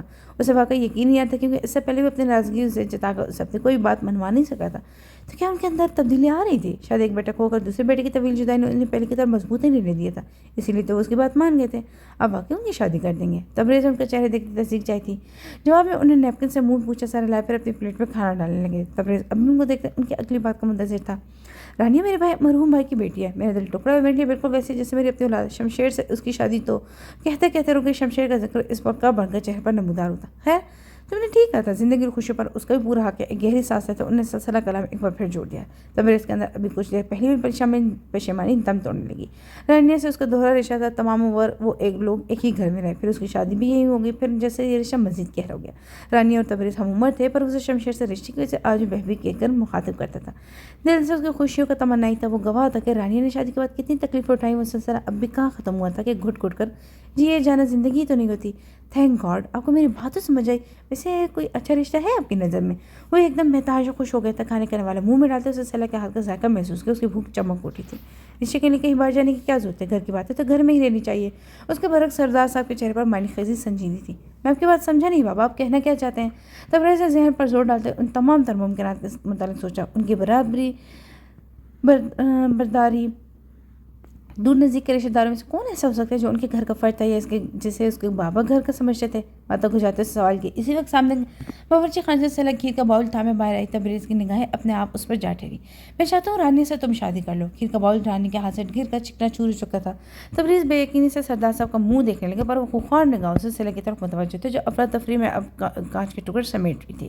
اے لڑکی تو یہاں کیا کر رہی ہے؟ چل بھاگ ایسے۔ سردار صاحب کی آواز سے خوفزدہ ہو کر بری طرح کانپ اٹھی تھی۔ فرش پر پڑے کانچ کی ٹکڑیاں اس کے ہاتھوں کو لہو لہان کر گئی تھی۔ دیکھتے ہی دیکھتے سنگ مرمر کے فرش پر گری کھیر کا دودھیا رنگ سرخ ہونے لگا تھا۔ سیلا آنکھوں میں خوف لیے سردار صاحب کی آواز سن کر الٹے پاؤں باورچی خانے کی طرف واپس اٹھ چکی تھی۔ تبریز نے دیکھا فرش پر اس کے قدموں کے ساتھ ساتھ انگلیوں کے ٹپکتے لہو کی لکیر بن چکی تھی۔ ایک لمحے کے لیے تاثر سے اس نے آنکھیں بھینچا لب کاٹے، پھر بے حد رکھائی سے سردار صاحب کی طرف متوجہ۔ کیا کہہ رہے ہیں بابا؟ میں ان سے شادی کیسے کر سکتا ہوں؟ وہ بے ادب کبھی نہیں تھا، پر ہاں طلاق ضرور ہوا تھا۔ کیوں نہیں کر سکتے تم شادی رانیہ سے؟ سردار صاحب معمول کے انداز میں بیٹھے کھانے کی طرف متوجہ تھے، یعنی ان کے نزدیک یہ سب اہمیت نہیں رکھتا تھا۔ میں انہیں اپنی بہن سمجھتا ہوں، انہیں اس نگاہ سے دیکھنے کا تصور بھی نہیں کر سکتا۔ اسے دفاعی انداز اختیار کرتے یوں بھی رانیہ کی دوسری شادی کی بات کرتے اسے وہی سوچا تھا جو اس کا سگا بھائی سوچتا، پھر یہ اس کا حق بھی تھا، پر ایسا تو اس کے وہم و گمان میں بھی نہیں تھا کہ یہ بابا یہ ڈھول اسی کے گلے میں ڈال دیں گے۔ اس وقت تو مجھے بڑی شرط سکھائی جا رہی تھی، رانی کو دوسری شادی کا حق مذہب نے دیا، تو کیا مذہب نے یہ نہیں کہا کہ بھائی فقط وہی ہوتا ہے جس سے خون کا تعلق اور تمہارے رہنے سے ایسا کوئی تعلق نہیں ہے؟ اس نے کہا بالکل جائز ہے۔ بڑے دو ٹوکا انداز میں کہتے وہ اسے اسی کی دلیل سے مات دے رہے تھے۔ تبریز کا تو دماغ گھوم گیا تھا۔ بابا میں شادی شدہ ہوں، اور یہ لفظ کہتے خود اس کا لہجہ اتنا مدم تھا کہ وہ مشکل تھی کہیں بات سن پائے۔ کیا مزاحمت تھی؟ وہ اتنے برسوں سے کبھی آنکھ بھر کر بھی نہیں دیکھا، اس کے وجود سے وہ اتنا لاپرواہ تھا کہ اسے کوئی شبیہ بھی ذہن کے پردوں پر نہ تھی۔ ذہن اگر کچھ سے اس کا تعارف نہ کرواتی تو وہ اسے اپنے گھر کی کوئی ملازم نہیں سمجھتا۔ اس سے بڑھ کر یہاں حیثیت ہی کیا اتنی سے لکی جس کا نام بھی یاد نہیں تھا، اسے نام جوڑا کیسے یاد آنا تھا؟ اس شادی کو میں مانتا ہوں، نہ ہی تم نے کبھی دل سے قبول کیا۔ اس کی اوقات وہ ہے جو اتنے سالوں سے رکھا ہوا ہے۔ اس سے بھول جاؤ کہ تمہاری کوئی شادی ہو، جو میں کہہ رہا ہوں اس پر دھیان دو۔ گھر کی بات گھر میں ہی رہ جائے گی تو عزت بھی بچے رہے گی، جائیداد بھی۔ سردار صاحب تیز لہجے میں کہتا اپنا مدعا بمائے نئے حکم کے ساتھ سنا چکے تھے۔ تبریز کو ان کی آخری بات پہ یہ باور کروا چکی تھی وہ سب کچھ کس سوچ کے تحت کر رہے ہیں۔ انہیں رانی کی شادی سے کوئی مسئلہ نہیں، مسئلہ رانی کے نام کروڑوں کی جائیداد سے جو اس کی شادی کی صورت اس کے ساتھ چلی جائے گی۔ وہ بیوی کا کفن اوڑھے کسی زندہ لاش کی طرح گھر کے کونے میں ماتم کرتی پھرتی تو کسی کو کوئی اعتراض نہیں، کیونکہ اس طرح ساری جائیداد پر سردار محسن علی کا قبضہ رہے گا۔ یہ دوسری باتوں سے محسن علی خان کو اپنا باپ سوچ کر شرمندگی ہوئی تھی۔ پہلی بار جب اس نے کم سن لڑکی سے خود شادی کرنے کی بات کی تھی، کیونکہ تبریز اس وقت ان کے ذہن میں چل رہی سازش سے واقف نہیں تھا، پھر صرف اس خوف سے کہ اس طرح سے لگی زندگی برباد ہو جائے گی اس نے اس سے شادی کر لی تھی۔ یہ اور بات تھی کہ وہ تعلق کو نبھا نہ سکا۔ اب رانی کے ساتھ کی جانے والی زیادتی تو کیا ہے، اس بار بھی یہ تو تبریز کو ہی پہننا ہوگا۔ سردار صاحب اٹھ کر جا چکے تھے۔ تبریز دونوں ہاتھوں سے سر تھامے اس نئی مصیبت کے متعلق سوچ رہا تھا۔ سامنے فرش پر سلح کے خون کے قطرے جم کر سیاہ ہو چکے تھے۔ سلح نے سنک کے زرد پانی تلے زخمی انگلیاں رکھ دی تھی۔ آن کے آدمی سنک ٹپ پہ بے رنگ پانی گلابی ہونے لگا تھا۔ سردار صاحب کے بعد اب تک اسے کانوں میں گرم شیشے کی طرح انگارے اگل رہے تھے۔ وہ کتنے بحرم اور شفاق تھے، یہ تو سلح ان گزرے سالوں میں جان ہی چکی تھی، پر ابھی ان کے ظلم کی حد باقی تھی، یہ نہیں سوچا تھا اس نے۔ نل بند کر کے وہ اب دونوں ہاتھوں سے سنک تھامے سر جھکائے بری طرح رو رہی تھی، اپنی بے بسی پر ماتم کر رہی تھی۔ پتہ نہیں اس پل تکلیف زیادہ اس کے زخمی ہاتھ میں تھی یا دل میں۔ تبریز سے تو اسے کوئی امید نہیں تھی کہ اس کے دل میں اس رشتے کی بھلا کی اہمیت۔ وہ سلح میں کہاں اپنے آپ کو تبریز کے حوالے سے پہچانتی تھی۔ وہ واقف تھی کہ اپنی حیثیت سے اسے پتہ تھا اس گھر میں اس کا مقام۔ تبریز بھی تو اسے وہی سمجھتا تھا، پھر نہ جانے کیوں اسے ایسا لگا کہ ایک ولی میں سب کچھ ختم ہو گیا، اب کچھ نہیں بچا۔ امید جو اس دن قدسیہ نے دلائی، اس نے سلح کو اس بات کو رد کر دیا تھا، پر دل کے نہا خانوں اس نے آس نے سر اٹھایا تھا۔ لیکن آج تو مہوم سے امید بھی دم توڑ گئی تھی۔ نہیں جانتی تھی کہ تبریز نے باپ کو کیا جواب دیا، پر اسے معلوم تھا کہ سردار محسن علی خان کو انکار کرنے سننے کی عادت نہیں ہے۔ اگر وہ فیصلہ لے چکے ہیں تو جلد یا بدیر تبریز کو رانی سے شادی کرنی پڑے گی، پھر اس کے بعد کیا ہوگا؟ تبریز پہلے اس کا تھا نہ آج، وہ یہاں کل بھی ملازم تھی، آج بھی، اور آنے والے دنوں میں اس گھر کے لوگ کی غلامی کرے گی، پر اس کے ساتھ ایک نئی اذیت کا سامنا کرنا ہوگا سلح کو۔ اپنے شوہر کو اس کی دوسری بیوی کے ساتھ زندگی گزارتے دیکھنا، آج تک رانی اس سے اپنے شوہر کے قاتل کی بہن کے روپ میں نفرت کرتی تھی۔ اسے دیکھتی اس کا لہجہ زہر اگلنے لگتا تھا، پر یہ رشتے جڑنے کے بعد وہ سلح سے سوتر من کا انتقام لگی۔ اف، سوچتے سوچتے اس کا دماغ شر ہوتا، جیسے نل کے سر پانی میں کچھ دیر رہنے کے بعد زخمی انگلیاں سن ہو گئی تھی، پر شکر کہ خون بہنا بند ہو چکا تھا۔ البتہ زخموں کے نشان سے اب بھی ہلکا ہلکا رس رہا تھا۔ سلح نے ایک نگاہ اپنے ہاتھ پر ڈالی، پھر سر جھٹکتے بے بسی سے اپنے دوپٹے کے پلو کو کس کر ہاتھوں باندھ لی۔ اس سوچ کے ساتھ کھڑے رہنا دشوار تھا، پر کامل تو ڈھیر تھے۔ سو معمول کے مطابق کچن سمیٹنے لگی۔ ڈائننگ ہال میں اب کوئی نہیں تھا۔ میں صاف کر کے اس نے فرش صاف کیا، پھر اپنے کوارٹر کی طرف جانے لگی کہ اچانک کسی کے زور سے گرنے کی آواز آئی تھی۔ گھر میں اس وقت موت سی خاموش تھی کہ سب لوگ اپنے اپنے کمروں میں جا چکے تھے۔ سلح گھبرا کر اوپری منزل کی طرف بھاگی۔ یہ اوپر حصے کی آواز آئی تھی۔ ہال سے نکل کر رانی کے کمرے کی طرف آ رہی، پھر اس کے پیروں تلے سے زمین نکل گئی تھی۔ رانی فرش پر بےسود اوندھے منہ پڑی تھی۔ رانی بھابھی اٹھیں۔ سلح نے جلدی سے اس کا سر اپنی گود میں رکھ کر اس کے گال تپ تپانا شروع کیے۔ یقیناً یہ مسکن دوائیوں کا اثر تھا جو رانی بے دریغ استعمال کرتی۔ اس سے پہلے بھی ایک دو بار یوں ہی چکرا کر گر چکی تھی، لیکن وہ یہ گولیاں کھانے سے باز نہیں آتی تھی۔ سلح اس کے کمرے سے پانی کا گلاس لے، چند چھینٹے اس کے منہ پر مار، پھر ہوش آنے پر گلاس اس کے لبوں سے لگا لیا۔ رانی نے سارا پانی کے گھونٹ پہ پی لیا تھا۔ سلح جانتی تھی رات سے بھوکی ہوئی، کیونکہ کھانے کے لیے اسے منع کر دیا تھا۔ تم؟ وہ ہوش میں تھی۔ سلح کی گود میں سر رکھے وہ مشکل آنکھیں کھولے اسی کو دیکھ رہی تھی۔ ہاں میں۔ سلح نے نرمی سے اس کے بالوں میں انگلیاں پھیرتے کہا۔ اس پل سے وہ اسے بے حد قابل رحم محسوس ہوتی۔ ابھی کچھ دیر پہلے والے احساسات غائب ہو چکے تھے۔ نہ وہ شمشیر کی بیوی بیوہ تھی، نہ ہونے والی سوتن، وہ تو بس ایک عورت تھی، اس کی طرح بے بس، مجبور، لاچار، جس کا فقط استحصال ہو رہا تھا۔ اب شنیر میں تھی۔ لہ میں دوا لگا دوں۔ اس کے گال پر گرنے کے بعد چوٹ لگی تھی۔ ہلکا سا نیل کے نشان گلابی رنگ پر نمایاں تھے۔ سلح نے وہاں انگلی پھیرتے محبت سے کہا۔ رانی ایسے سے اٹھ گئی۔ سلح نے اس ہاتھ کا سہارا دیتے بیٹھنے میں مدد کی۔ وہ دونوں اب وہی آمنے سامنے فرش پر بیٹھی تھی۔ سفید بیش قیمت اور نفیس جوڑے ملبوس اس گھر کی بڑی بہو رانی اور سیاہ بوسیدہ کم ترین لباس پہنے اس گھر کی چھوٹی بہو سلح۔ لباس کی قیمت اور رنگ زمین آسمان کے فرق سے ہونے کے باوجود ان دونوں کے چہرے اور آنکھیں ایک سی تھیں۔ وہیں وحشت جو رانی کی آنکھوں میں تھی، اتنے ہی درد سلح کی آنکھوں میں دکھتا تھا۔ رانی یکٹک سلح کا چہرہ دیکھتی بے اختیار سلح کو پلکیں جھکانی پڑی۔ اسے رانی کو یوں دیکھنا پریشان کر گیا تھا کہ اس سے پہلے تو رانی نے اسے کبھی ایسا نہیں دیکھا تھا، تو کیا وہ بھی اس کی طرح سردار صاحب کی بات سن چکی تھی؟ اس کو ایک نئی سوچ نے گھیرا تھا۔ تو پتہ اکیلے ہونے کا عذاب کیا ہوتا ہے؟ وہ ٹوٹے ہوئے لہجے بولتے سلح نے چونک کر سر اٹھایا۔ سلح خاموش رہی، پر وجود کے ہر کونے سے ایک ہی جواب آیا تھا۔ ہمیں واقف ہوں اس در سے، ہجوم میں تنہا رہنا کیسا ہوتا ہے، مجھے معلوم ہے اس کی اذیت۔ تم تو جاتی ہوگی، تم بھی تو بھگت رہی ہو۔ ایک توقف کے بعد اس کی طرف دیکھتے ہوئے رانی نے خود ہی جواب دیا تھا۔ سلح اب بھی خاموش ہے۔ اس کے ہاتھ میں اب شدید درد ہو رہا تھا۔ دھیان بار بار اس طرف منتقل ہوتا، کیونکہ دوپٹے میں بندے ہاتھ گرمائی ملتے ہی احساسات لوٹ آئے تھے۔ رانی کے ہونٹوں پر مسکراہٹ ابھری۔ سلح کو یہ بے موقع ہنسی عجیب لگی تھی۔ لیکن جانتی ہو میں اس جہنم میں کیوں سلح؟ وہ ایک بار دھیمی آواز میں پوچھنے لگی۔ سلح کے سر پر ٹکے دوپٹے پر ہاتھ پھیرتے رانی نے کچھ انداز میں سوال کیا کہ سلح کے اندر خوف کی لہر دوڑ گئی۔ وہ یکٹک کسی مجسمے کی طرح بیٹھی رانی کو تک رہی تھی، پر اس میں اتنی ہمت نہیں تھی کہ ایک انچ اپنی جگہ سے کھسک جائے۔ کہ سر پر ٹکے اس کے ہاتھ نے سلح کے بال کو مضبوطی سے گرفت میں لی ہو کہ اس کی چیخیں نکلی، بری طرح اس کے بال کو جکڑے، اب دوسرے ہاتھ سے اس کا منہ نوچ رہی تھی۔ تم اگر ہماری زندگی میں نہ ہوتی تو یہ موت سے بدتر زندگی نہ گزار رہی ہوتی۔ رانی نے بے تحاشا سے مارنا شروع کر دیا۔ سلح فرش پر گری تڑپ رہی تھی اور رانی اسے ٹھڈے مارتی۔ اس نے ایک بار اس کا ہاتھ روکنے کی کوشش نہیں کی تھی۔ رانی بھابھی چھوڑے اسے۔ اچانک تبریز درمیان میں آئے۔ اس نے رانی کو جھٹکے سے پرے کیا تھا۔ نیچے فرش پر سلح لہولہان نیم بے ہوشی کی حالت میں پڑی تھی. ہٹ جاؤ تبریز, میں سے جان سے مار دوں گی. وہ اپنے حواس میں نہیں تھی. اس تبریز کو پیچھے دھکیلتے ایک بار پھر سلا کو پاؤں سے مارا. بس کرے, بہت ہو گیا تماشا. تبریز نے ان دونوں کو, اس کے دونوں ہاتھوں کو سختی سے جھنجھوڑ دے تنبیہی انداز میں کہا. رانی جیسے ہوش میں اٹھی آنکھیں بھر تبریز کو دیکھ رہی تھی, جو چہرے پر شدید غصے اور ناپسندیدہ اثرات لیے اسے دیکھ رہا تھا. رانی کے بازو میں اب بھی تبریز کی گرفت مضبوط تھی. اچانک اسے اپنے بازو پر نگاہ ڈالی. تبریز نے آہستہ سے اپنے ہاتھ پیچھے ہٹا لی. رانی تیزی سے واپس پلٹی, زور سے دروازہ بند کے اپنے کمرے میں چلی گئی. تبریز نے فرش پر پڑی سلا کو دیکھا جو اب ارد گرد سے بے خبر بے ہوش ہو چکی تھی. تکلیف کا شدید احساس تھا جو اس کے پورے وجود پر حاوی تھا, پر سب سے زیادہ درد اس وقت اپنے سر اور دائیں ہاتھ کی انگلیوں میں محسوس ہو رہا تھا. اسے خیال آیا رانی نے اس کو سر کئی بار سنگ مرمر کے پختہ فرش پر پٹکا تھا. اس کا ماتھا پھٹ گیا تھا جہاں سے اس وقت خون میں بہنے لگا تھا, پر وہ اس ناقابل تھی کہ مزاحمت کر پاتی. پر شاید تبریز آیا تھا وہاں. اسے رانی کو روکا تھا لیکن سلا کی حیثیت جواب دینے لگی تھی. ان دونوں کے درمیان کیا بات ہوئی وہ سن نہیں سکی تھی. آہستہ آہستہ اس کو وجود ایک تاریک سرنگ میں اترنے لگا, اور اب جانے کتنی دیر کی بے ہوشی کے بعد اسے اپنے زخموں کی خبر ان سے تیز اٹھی ٹیسوں کے باعث محسوس ہونے لگی تھی. اس نے سوچا شاید وہ اب تک کسی سے فرش پر لیٹی, لیکن نہیں, یہ فرش تو نہیں لگ رہا. اس نے آنکھیں موندے موندے محسوس کی یہ جگہ نرم تھی اور گرم بھی, ماں کی گود کی طرح یا پھر اس پرانے کمرے میں پڑے ملائم بستر جیسی. پر یہ دونوں جگہیں اب تو ان کی قسمت سے جا چکی تھیں. تو پھر اس کا ذہن سوچ نہیں پاتا, اسے تھکن ہوتی. ایسا اس نے اپنی آنکھیں کھولی. اس کے ارد گرد مگدھم سے روشنی تھی, اتنی کہ اپنے ارد گرد ہر شے کو بآسانی دیکھ سکتی تھی, پر اس نے کچھ بھی نہیں دیکھا تھا.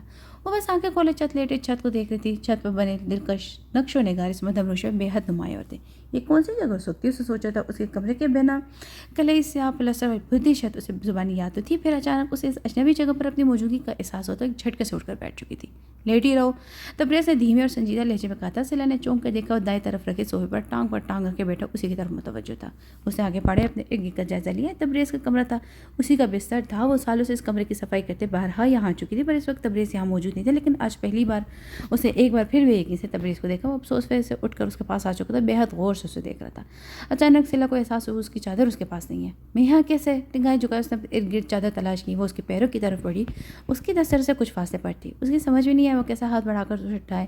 تبریز نے اس کی مشکل آسان کر دی. تمہارے سر پر زخم گہرا ہے, ڈاکٹر نے احتیاط کرنے کو کہا ہے. اس کے ہاتھ میں چادر تھماتے اب تبریز اس کے پاس ہی بیٹھ کے کونے پر بیٹھ چکا تھا. سلا نے جلدی سے چادر لپیٹ لی. اس مار پیٹ کے بعد اس کے بال بھی منتشر تھے. تبریز نے دائیں ہاتھ کی 2 انگلیوں سے ماتھے کا جائزہ لے کر سنجیدگی سے کہا. سلا کو حیرت ہوئی تھی, تو کیا اس کی خاطر ڈاکٹر بلا لیا گیا تھا؟ اتنا بھی گہرا نہیں, ایسی چوٹی تو لگتی رہتی ہے. اسے چہرہ دوسری طرف کیا. تبریز اپنا ہاتھ پیچھے کر لیا. تو کیا اس سے پہلے بھی تمہیں مجھے سے شوق میں تھا؟ انہیں ڈپریشن کے دورے آئے دن پڑتے ہی رہتے ہیں, ایسے میں ان کے ہاتھ جو ہوتا ہے وہ میری طرف اچھال دیتی ہیں. سلا بے بسی سے مسکرائی. وہ اس معمول کی عادی ہو چکی تھی, اور اب تو یہ اسے تکلیف نہیں دیتا تھا. کچھ سے کبھی اس کے زخم پر ہلدی لگا دیتی تھی, کبھی یوں چند روز تڑپ کر چوٹیں مل جاتی تھی. نہ کوئی ڈاکٹر بلاتا تھا, دوا لگتی تھی. ایک وہ وقت تھا جب اس کی معمولی سے معمولی بیماری اس کے ماں باپ کو رات رات بھر جگائے رکھتی تھی. اسے ایک وقت بھوکا رہنے پر اس کی ماں کی راتوں کی نیند حرام ہو جاتی تھی. پھر اسی ماں نے اسے دوزخ میں دھکیل لیا, جہاں وہ شدید سے شدید تکلیف میں بھی کوئی پوچھنے والا نہیں تھا. بھابھی کی طرف سے میں معذرت چاہتا ہوں, ان کے حالات. تبریز لب نیچے بے انتہا شرمندگی سے بولا. سلا نے عجیب نظر سے اس کی طرف دیکھا. وہ کہتا رک گیا. جانتی ہوں, بارہا سن چکا اپنے شوہر کے قاتل کی بہن سے بڑھ کر کوئی اور سلوک کی ہو ہی کہہ سکتا ہے. اس کا انداز عام سطح پر تبریز کے چہرے پر شرمندگی کا عکس ابھرا تھا. سلا نے مزید کچھ کہنے کی بجائے اپنا لباس درست کیا, کمبل کھینچ کر سائڈ پر کرتے بیٹھ کے طرح سے اترنے لگی. تم یہی رکو. تبریز نے اس کا ہاتھ تھام لیا. یہ میرا مقام نہیں ہے. اسے پلٹ کر تبریز کے ہاتھ پکڑی, کلائی کو دیکھا, پھر دوسرے ہاتھ سے اسے پیچھے کرتی. اس بار کچھ تیزی سے بیٹھ اتر کر کھڑی ہو گئی. ایک بات تمہیں سمجھ میں نہیں آتی, جب میں کہہ رہا ہوں کہ تمہیں اس کمرے میں رکنا ہے تو سنتی کیوں نہیں ہو؟ تبریز بجلی کسی تیزی سے اٹھ کر اس کی طرف بڑھا. اس کا انداز حکمی اور آواز بلند تھی. پہلی بار سلا نے اسے اتنے سخت لہجے میں بولتے دیکھا تھا کہ گزرے چند دنوں میں اسے بہت کم گو دھیمے مزاج کا انسان معلوم ہوا تھا. کیوں رکو میں یہاں, اور کس حیثیت سے؟ اس گھر کا ہر شخص مجھے دن رات میری اوقات بتاتا ہے. ونی ہوں میں, اور ونی کی کوئی حیثیت نہیں ہوتی. چلو کو جانے کیا ہوتا ہے کہ بجائے اس کے غصے سے خوف کھانے کے وہ ایک دم پھٹ پڑی تھی. اسی کی طرح بلند اور دو ٹوک انداز میں کہتی. وہ اب اس کی آنکھوں میں دیکھ رہی تھی. تو اس سب میں میرا کیا قصور ہے؟ بولو. یہ غصہ جو مجھے دکھا رہی ہو نا, اپنے ماں باپ کو کیوں نہیں دکھایا جنہوں نے تمہیں یہاں پھینک دیا؟ اس بھائی کو کیوں نہیں دکھایا یہ غصہ جس نے اپنی جان بچانے کی خاطر بہن کی زندگی برباد کری؟ تمہارے لیے قتل کر سکتے تو کیا سولی نہیں چڑھ سکتا؟ بس ہتھیار چلانے تک تھی اس کی غیرت. جب ترکی بترکی آتا, دونوں بازو سے جھنجھوڑتے اسے ایک بار پھر اسی تلخ اور بلند آواز سے جواب دیا تھا. سلا کے اندر پلتا شکوہ جو ابھی چند لمحوں پہلے تبریز کے آگے لاوا بن کر ابلا تھا, ایک دم سر پڑ گیا تھا. وہ کیا غلط کہہ رہا تھا؟ قصور تو اس کے اپنوں کا تھا. پھر وہ کس طرح تبریز سے شکایت کر سکتی تھی؟ کس حق سے وہ تبریز سے نفرت کرتی؟ یہ سب اس کی وجہ سے نہیں, وہ اپنے ماں وجہ کی بدولت بھگت رہی تھی. جس نے غیرت میں آ کر گولی چلا دی تو چلا دی, اس کے سزا کا پھندا بہن کے گلے میں ڈال دیا گیا تھا. سچی تو کہہ رہا تھا تبریز. اچانک اس کا وجود ڈھیلا پڑنے لگا. سب کی اہانت کا احساس چند بار پہلے وجود میں اٹھنے مان پر حاوی ہو چکا تھا. سلا نے بے اختیار گردن چکا دی. مجھے باتیں دوران کی عادت نہیں ہے، آج سے تم یہی رہوگی، اس سرونٹ کوارٹر میں نہیں، اب جاؤ جا کر آرام کرو۔ تبریز کی گرفت اب بھی اس کے بازو پر اتنی مضبوط تھی کہ اس میں احتکاک شامل تھا، اور پھر اس نے انگلی کے اشارے سے 2 ٹوک انداز میں تنبیہ کرتے سیلا کو اپنے کمرے میں ٹھہرنے کا حکم دیا۔ سیلا بس دیکھتی رہی۔ تبریز متانت سے چلتا کمرے سے باہر نکل گیا تھا اور جاتے کمرے کا دروازہ بند کر گیا تھا۔ سیلا نے بے بسی سے کمرے کے بند دروازے کو دیکھا، پھر گرنے کے سے انداز میں واپس بیٹھ گئی۔ پتہ نہیں اس کی قسمت مزید کون سی ازمائش لکھی تھی۔ سیلا سے کہا تھی یہ بات گھر میں صرف قدسیہ جانتی تھی۔ اس بے ہوشی کی حالت میں اٹھا تبریز اس وقت اپنے کمرے میں لے آیا تھا، پھر اس نے قدسیہ کو بلایا تھا، ساتھ ہی فلک شیر کو ڈاکٹر بلانے کا کہا۔ گھر میں آنے ڈاکٹر کا آنے کی بابت سردار صاحب اور رانی کو کچھ نہیں بتایا گیا تھا، البتہ سیلا کے متعلق بھی وہ تک بے خبر تھے۔ جیسے رانی نے اسے مارتا، ظاہر سی بات ہے اب چند دنوں تک کام کاج کے قابل نہیں تھی، لیکن اب تک کوارٹر میں ہی ہوتی۔ ان دونوں کو اس میں دلچسپی نہ تھی کہ زندگی اب مر گئی۔ رانی خود کون سی درست ذہنی حالت میں وہ زیادہ تر وقت اپنے کمرے بھی گزارتی تھی۔ تبریز کو قدسیہ نے تسلی دی تھی کہ خود سیلا کی خوشی کے اٹھتے بیٹھتے دعائیں کرتی تھی۔ سیلا پوری رات تبریز کے کمرے میں رہی، جبکہ وہ خود صوفے پر بیٹھے اس کے متعلق سوچتا رہا۔ اس کے اندر احساس گناہ اور بڑا تھا کہ کچھ بھی تھا، وہ اس کی بیوی تھی جو اس وقت زخمی حالت میں پڑی تھی، تو اس کی وجہ فقط تبریز کی عدم توجہی تھی۔ وہ اگر اس کی طرف سے بے خبر نہ تھا تو آج شاید اس کے ساتھ اتنی زیادتی نہ ہو رہی ہوتی۔ سیلا کو تنبیہ کر کے کمرے سے نکالا تھا، مگر دروازہ احتیاطاً باہر سے لاک کر لیا تھا۔ شروع ضرور بے ضرر اور خاموش دکھائی دینے سیلا کا اس کے ساتھ رویہ کچھ اور ہی تھا جو اسے اچھا خاصا حیران کرتا۔ وہ تو سمجھا تھا کہ وہ ہرگز مزاحمت نہ کرے گی، پر وہ نہ صرف شکوہ کرتی بلکہ اس کی بات ماننے سے بھی انکاری تھی۔ تبریز کو اپنے سخت رویے پر افسوس تھا، اور وہ اس وقت اسے روکنے کا اس کے سوا کوئی دوسرا طریقہ بھی تو کوئی نہیں تھا۔ قدسیہ کو سیلا کے کھانے پینے کی طرف ہدایت کرتا وہ گھر سے نکل چکا تھا۔ تبریز کی واپسی کچھ دیر بعد ہوئی تھی۔ وہ کمرے کا دروازہ بند کر کے اندر داخل ہوئی تو سیلا ایک بار پھر سوئی پڑی تھی، لیکن اس کے اندر آتے ہی وہ چادر درست کرتی اٹھ بیٹھی تھی۔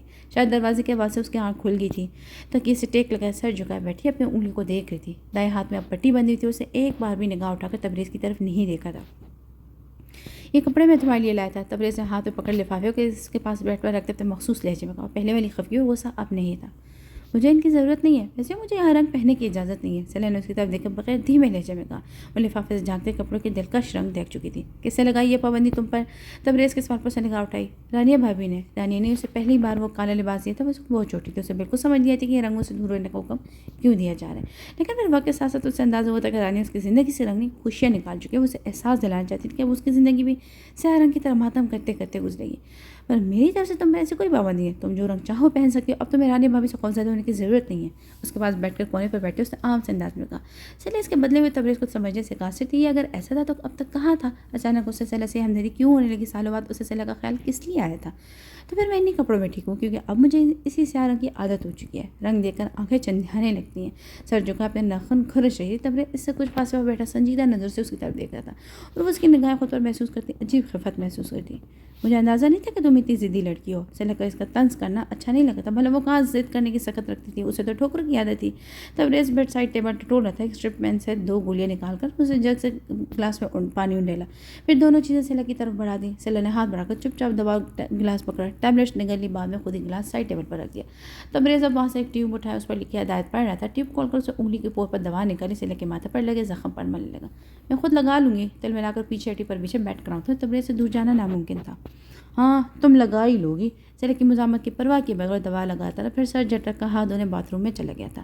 اس کا ذہن بے شمار سوچوں کی گرفت میں نہایت الجھا ہوا تھا۔ کل رات بھی اسی صوفے پر سودی جاگتی کیفیت پہ گزری تھی، اب بھی نیند چاہ کر بھی اس کی آنکھوں سے دور تھی، البتہ سر شدید درد ہوتا۔ سامنے اس کے بستر پر سیلا لیٹی تھی، شاید وہ بھی جاگ رہی تھی۔ اسے کمرے میں لے تو آئے تھے، لیکن اب تک اس کے متعلق کوئی فیصلہ نہیں کر پایا تھا۔ یہ سب کچھ اتنا اچانک اور غیر دانے سے تھا کہ اسے کچھ بھی سوچنے سمجھنے کا موقع نہیں ملا تھا۔ اس پر فلک شیر سے ہوئی گفتگو اسے مزید ذہنی کشمکش میں مبتلا کری تھی۔ فلک شیر نے کہا تھا کہ محبت ظاہر سے نہیں باطن سے کی جاتی، دل کی بات میں سے نہیں ہم سے شروع ہوتی ہے۔ خود سے بڑھ کر کسی دوسرے کی چاہ، اس کا خیال رکھنا محبت ہے، اس کی تکلیف پر چوٹ اپنی روح پر محسوس کرنا محبت ہے، اور اندیکھی کی محبت تو عبادت ہے۔ تبریز سوچ رہا تھا کہ آخر فلک شیر جیسا سادہ اور عام آدمی محبت جیسے نازک جذبے کی اتنی حسین تفسیر کیوں کر پیش کر سکتا ہے؟ اس کے پوچھنے پر کیا وہ کبھی اس کیفیت سے گزرا ہے؟ فلک شیر ہنس پڑا تھا، اس کی ہنسی آنکھوں تک نہیں پہنچ پائی تھی۔ تبریز کو لگا جیسے کچھ ایسا تھا جو تبریز سے چھپا گیا ہے۔ وہ خود اس وقت بے تحاشا ڈسٹرب تھا کہ اس سے دل کا حال کہہ کر خود کو ہلکا کرنا چاہتا تھا۔ سردار صاحب کی نئی باتیں تو اس کے پیروں کے نیچے سے زمین ہی کھینچتی تھی۔ جائیداد بچانے کی خاطر وہ اسے رانی سے شادی کا کہہ رہے تھے، پر یہ تو طے تھا کہ تبریز ان کا حکم کسی صورت ماننے کو تیار نہیں تھا۔ پھر انہیں اس منمانی سے روکنے کی خاطر اسے کوئی انتہائی قدم کیوں نہ اٹھانا پڑے۔ وہ رانی کو دل سے بہن مانتا تھا، لیکن بات تو یہ تھی کہ فقط اپنا دامن بچانے کی سوچ رہا تھا۔ اس سب سے رانی کا کیا بھلا ہو پاتا؟ سوچ سوچ کر پاگل ہوتا، شاید اس لیے وہ فلک شیر سے اس بات کا تذکرہ کر بیٹھا۔ سیلا کے لیے شام کرنے فلک شیر کے ساتھ ہی گیا تھا۔ جب راستے میں اسے اپنا مسئلہ فلک شیر کو سنایا۔ فلک شیر ان کا بہت پرانا ملازم تھا، وہ ملازم نہیں تھا، پر حالات اسے سردار صاحب کے اندر پر لاپٹ تھا۔ تبریز جانتا تھا کہ پڑھا لکھا اچھے خاندان سے تعلق رکھتے ہیں۔ اس کے خاندانی اور شرافت کا تو یہ عالم تھا کہ کبھی اس نے اتنے سالوں میں ان کے گھر کے اندر جھانکا تک نہیں تھا۔ تبریز نے جب فلک شیر کو سردار صاحب کے فیصلے کے متعلق سنا تو ایک شدید کرتا جو اسے فلک شیر کے چہرے اور آنکھوں میں نظر آیا. پتہ نہیں کیوں وہ اسے محمد کے متعلق پوچھ بیٹھا، جس کے جواب میں فلک شیر نے جو کچھ کہا لفظ بلفظ تبریز کے دل پر جا لگا. جانے اسے کیوں یہ احساس ہوا تھا کہ فلک شیر کی باتیں بے سبب نہیں، اور کیوں اس کا ذہن انہیں رانیہ کے حوالے سے سوچ رہا تھا. وہ نہیں جانتا تھا، پر جتنا سوچتا تھا اتنا ہی الجھتا جاتا. سوچ سوچ کر ذہن شل ہو گیا تو کسی نتیجے پر نہ پہنچ سکا. اسے سگریٹ کی طلب ہوتی. سگریٹ کا پیکٹ اور لائٹر اٹھا کر کمرے سے باہر ٹیرس پر ایک دم ٹھٹک کر وہی ہو گیا. سامنے سے ریلنگ پر سر ٹکائے کھڑی تھی. پتہ نہیں کب وہ بستر سے اٹھ کر باہر چلی گئی. اچھی خاصی سردی تھی، اسے شال اوڑی تھی، کپڑے بھی بدل چکی تھی. تبریز سگریٹ جلائے بنا آواز اس کی سیم پڑا اسے نسبتاً فاصلے پر جا کر کھڑا ہوا. نے گردن گھما کر اسے دیکھا تھا. تبریز نے بھی اسی وقت اس کی طرف دیکھا تھا. وہاں کھڑی رو رہی تھی. سلا نے جلدی سے ہاتھ کی پوچھ سے اپنے آنسو پوچھے اور کمرے کی طرف جانے لگی کہ تبریز نے اس کا ہاتھ تھام کر اپنی طرف کھینچ لیا. بے اختیار اس کے سینے سے ٹکرائی تھی. رونے کی وجہ اس کی پلکوں پر ٹکا آنسو کا قطرہ انگلی کو پوچھ سے صاف کرتے اسے سوال کیا تھا. اس کا بازو اب بھی سلا کی کمر پر تھا. اس کی ٹھوڑی تبریز کے سینے پر ٹکی تھی. سلا نے پیچھے ہٹنے کی کوشش کی پر تبریز کی گرفت مضبوط تھی. کوئی ایک وجہ تھوڑی ہے، مسلسل مزاحمت کرتی پر ناکام رہی. ایک وجہ تو میں ہوں اور اس کے علاوہ مسکراتے دوستانہ انداز میں بولا. سلا کا دل جل کر خاک سیاہ ہو گیا تھا. خود کو شہزادہ چال سمجھتے جو میں ان کی خاطر آنسو باؤں. لب کاٹتے سے فقط جل کر سوچا تھا. تبریز نے انگوٹھے کی مدد سے اس کے ہونٹ کو دانتوں کی ستم سے آزاد کرے. بڑی بری عادت ہے تمہاری، جب جواب نہیں دے پاتی تو اپنے ہونٹوں پر ستم ڈھانے لگتی ہو. ویسے میں جانتا ہوں میں تمہارے لیے اتنا اہم نہیں جس کی خاطر تم آنسو باؤ، لیکن تمہارے ساتھ ہوئی ذاتی میں سب سے زیادہ قصور تو میرا ہی ہے. سلا نے گھبرا کرنے سے جھکا لی. انسان کیسے اس کی سوچ پڑ سکتا تھا جبکہ اس سے احساس کا رشتہ بھی نہیں جڑا تھا، اور یہ اس نے مجھے کب اتنے غور سے دیکھا جو اسے میری اس عادت کا علم ہو گیا.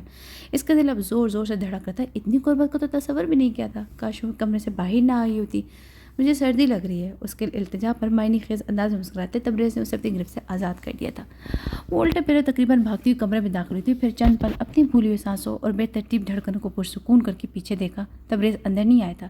سلا نے جلدی سے بیڈ پر چھلانگ لگائی اور کمبل کو زر بختر کی طرح اوڑھ کر لیٹ گئی، پر اس کا دھیان اب بھی تبریز کی طرف تھا.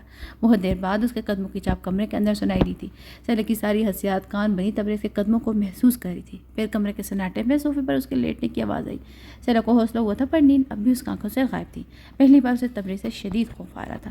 گھر کے داخلی دروازے سے فلک شیر اندر داخل ہو. اسے دیکھ کر تہمینہ کے چہرے پر بڑی پیاری سی مسکراہٹ ابھری جس میں ایک ماں کی محبت، بہنوں جیسی شفقت شامل تھی. اس نے بھی مسکرا کر سلام کرتے خیریت دریافت کی. اس کے پاس چوکی پر بیٹھ گیا. بڑے اچھے وقت پر آئے شیرو، کھانا بس تیار ہی ہے. ہاتھ میں پکڑی روٹی توے پر ڈالتے اس نے کہا. فلک شیر سر جھکائے خاموش بیٹھا رہا. تہمینہ اب چمٹے سے روٹی پلٹ رہی تھی. فلک شیر انگوٹھے سے گولے کے فرش پہ نہ دکھنے والی لکیر بنانے لگا، پر اس وقت اس کے ذہن میں اچھی خاصی کھلبلی مچی تھی. پتہ نہیں اسے اب تہمینہ سے کہنا چاہیے تھا نہیں. جانے وہ اس کے دل کا حال جانے کے بعد اس کے متعلق کیا سوچے. کیا سوچ رہے ہو شیرو؟ بہرحال اس کی الجھن تہمینہ سے چھپ نہیں پاتی. اس کی طویل ہو رہی خاموشی سے تہمینہ اتنا تو سمجھ چکی تھی کہ پریشان ہے. سردار صاحب کے متعلق سوچ رہا تھا. بالآخر اس نے کہنا شروع کیا. تہمینہ کے ماتھے پر بل پڑے. اس بات کا واضح ثبوت ہے کہ یہ نام اس کے سواتوں پر ناگوار گزرا تھا. نام مت لو ظالم کا میرے سامنے.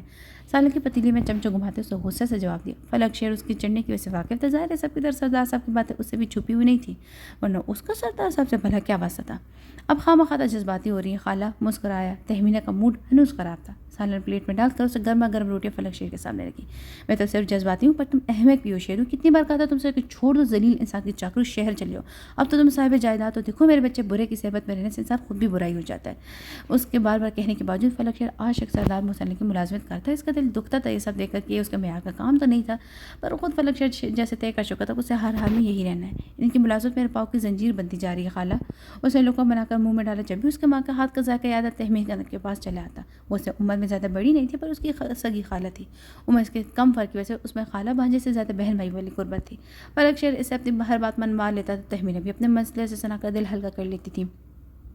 ایک وہی تو بس اس کا میکا تھا. فلک شیر کو اس کے پکائے کھانے میں اپنی ماں کے پکے کھانے کا ذائقہ محسوس ہوتا تھا. تمہارے باپ نے تم پر بڑا ظلم کیا ہے. ظلم تو خیر اس نے میری بہن پر ہی توڑا، پر اپنی اولاد کے ساتھ زیادتی کرنے میں کوئی کسر نہیں چھوڑی. مجھے آج بھی وقت یاد ہے شیرو جب آپا نے گھر گھر ملازمت کر کے کس مشقت کے ساتھ تمہاری ذمہ داری اٹھائی. تمہارے باپ کو رحم نہیں ہے اور اب جاتے جاتے اپنی جائیداد تمہارے حوالے کر کے سمجھ رہا ہوگا کہ اب گناہوں کا کفارہ ادا کر دیا. لیکن شیرو تم کب تک اپنے ناکردہ گناہوں کا کفارہ ادا کرتے رہو گے؟ یہ سب تمہارے شیان تو نہیں ہے. اس کا ہاتھ تھامے ایک بار پھر اسے سمجھانے لگی. وہ تعصب جو تہمینہ کو برسوں سے گھیرا تھا جس کا اظہار وہ ہمیشہ فلک شیر کے ساتھ کیا کرتی تھی. فلک شیر کا باپ سکندر سے علاقہ کا چھوٹا موٹا زمیندار تھا. اچھی خاصی زمین سونا اگلتی تھی. فلک شیر تبریزی کے اسکول میں پڑھتا. پھر ایک دن اس کی زندگی کا رخ اس حادثے نے بدل دیا. زندگی جو پرسکون اور بے فکری میں گزرتی ایک دم کانٹوں سے بھر گئی. سکندر اور فہمیدہ کا رشتہ ٹوٹ گیا. دولت کے نشے میں چور سکندر بیوی کے ساتھ بیٹے کو قبول کرنے سے انکار کر دیا. فہمیدہ کا میکا تو بس تہمینہ تھی جس کی انہی دنوں نئی نئی شادی تھی. تہمینہ کے حالات خود اچھے نہیں تھے، پھر بھی اس نے اور اس کے نیک دل شوہر نے فہمیدہ اور فلک شیر کو پناہ دی تھی، لیکن فہمیدہ اپنا اور اپنی اولاد کا بوجھ بہن اور بہنوں پر ڈالنے کے حق میں نہ تھی۔ وہ خود ان پڑھ تھی، بیٹے کو پڑھانا چاہتی تھی۔ اس کی شدید محنت کا ثمر تھا کہ فلک شیر نے انٹر کے امتیازی نمبر سے پاس کی، لیکن فہمیدہ اس وقت یہ خوشی دیکھنے کو زندہ نہ رہی تھی۔ تبریز جو کہ اس کا اچھا دوست اور فلک شیر کے حالات سے بخوبی واقف تھا، اس نے فلک شیر کو سردار صاحب کے پاس ملازم رکھوا دیا تھا۔ اس دوران وہ مزید پڑھتا بھی رہا تھا۔ اتنے سال بعد سردار صاحب کا خاص بن چکا تھا، جس پر وہ آنکھ بند کر کے بھروسہ کرتے تھے۔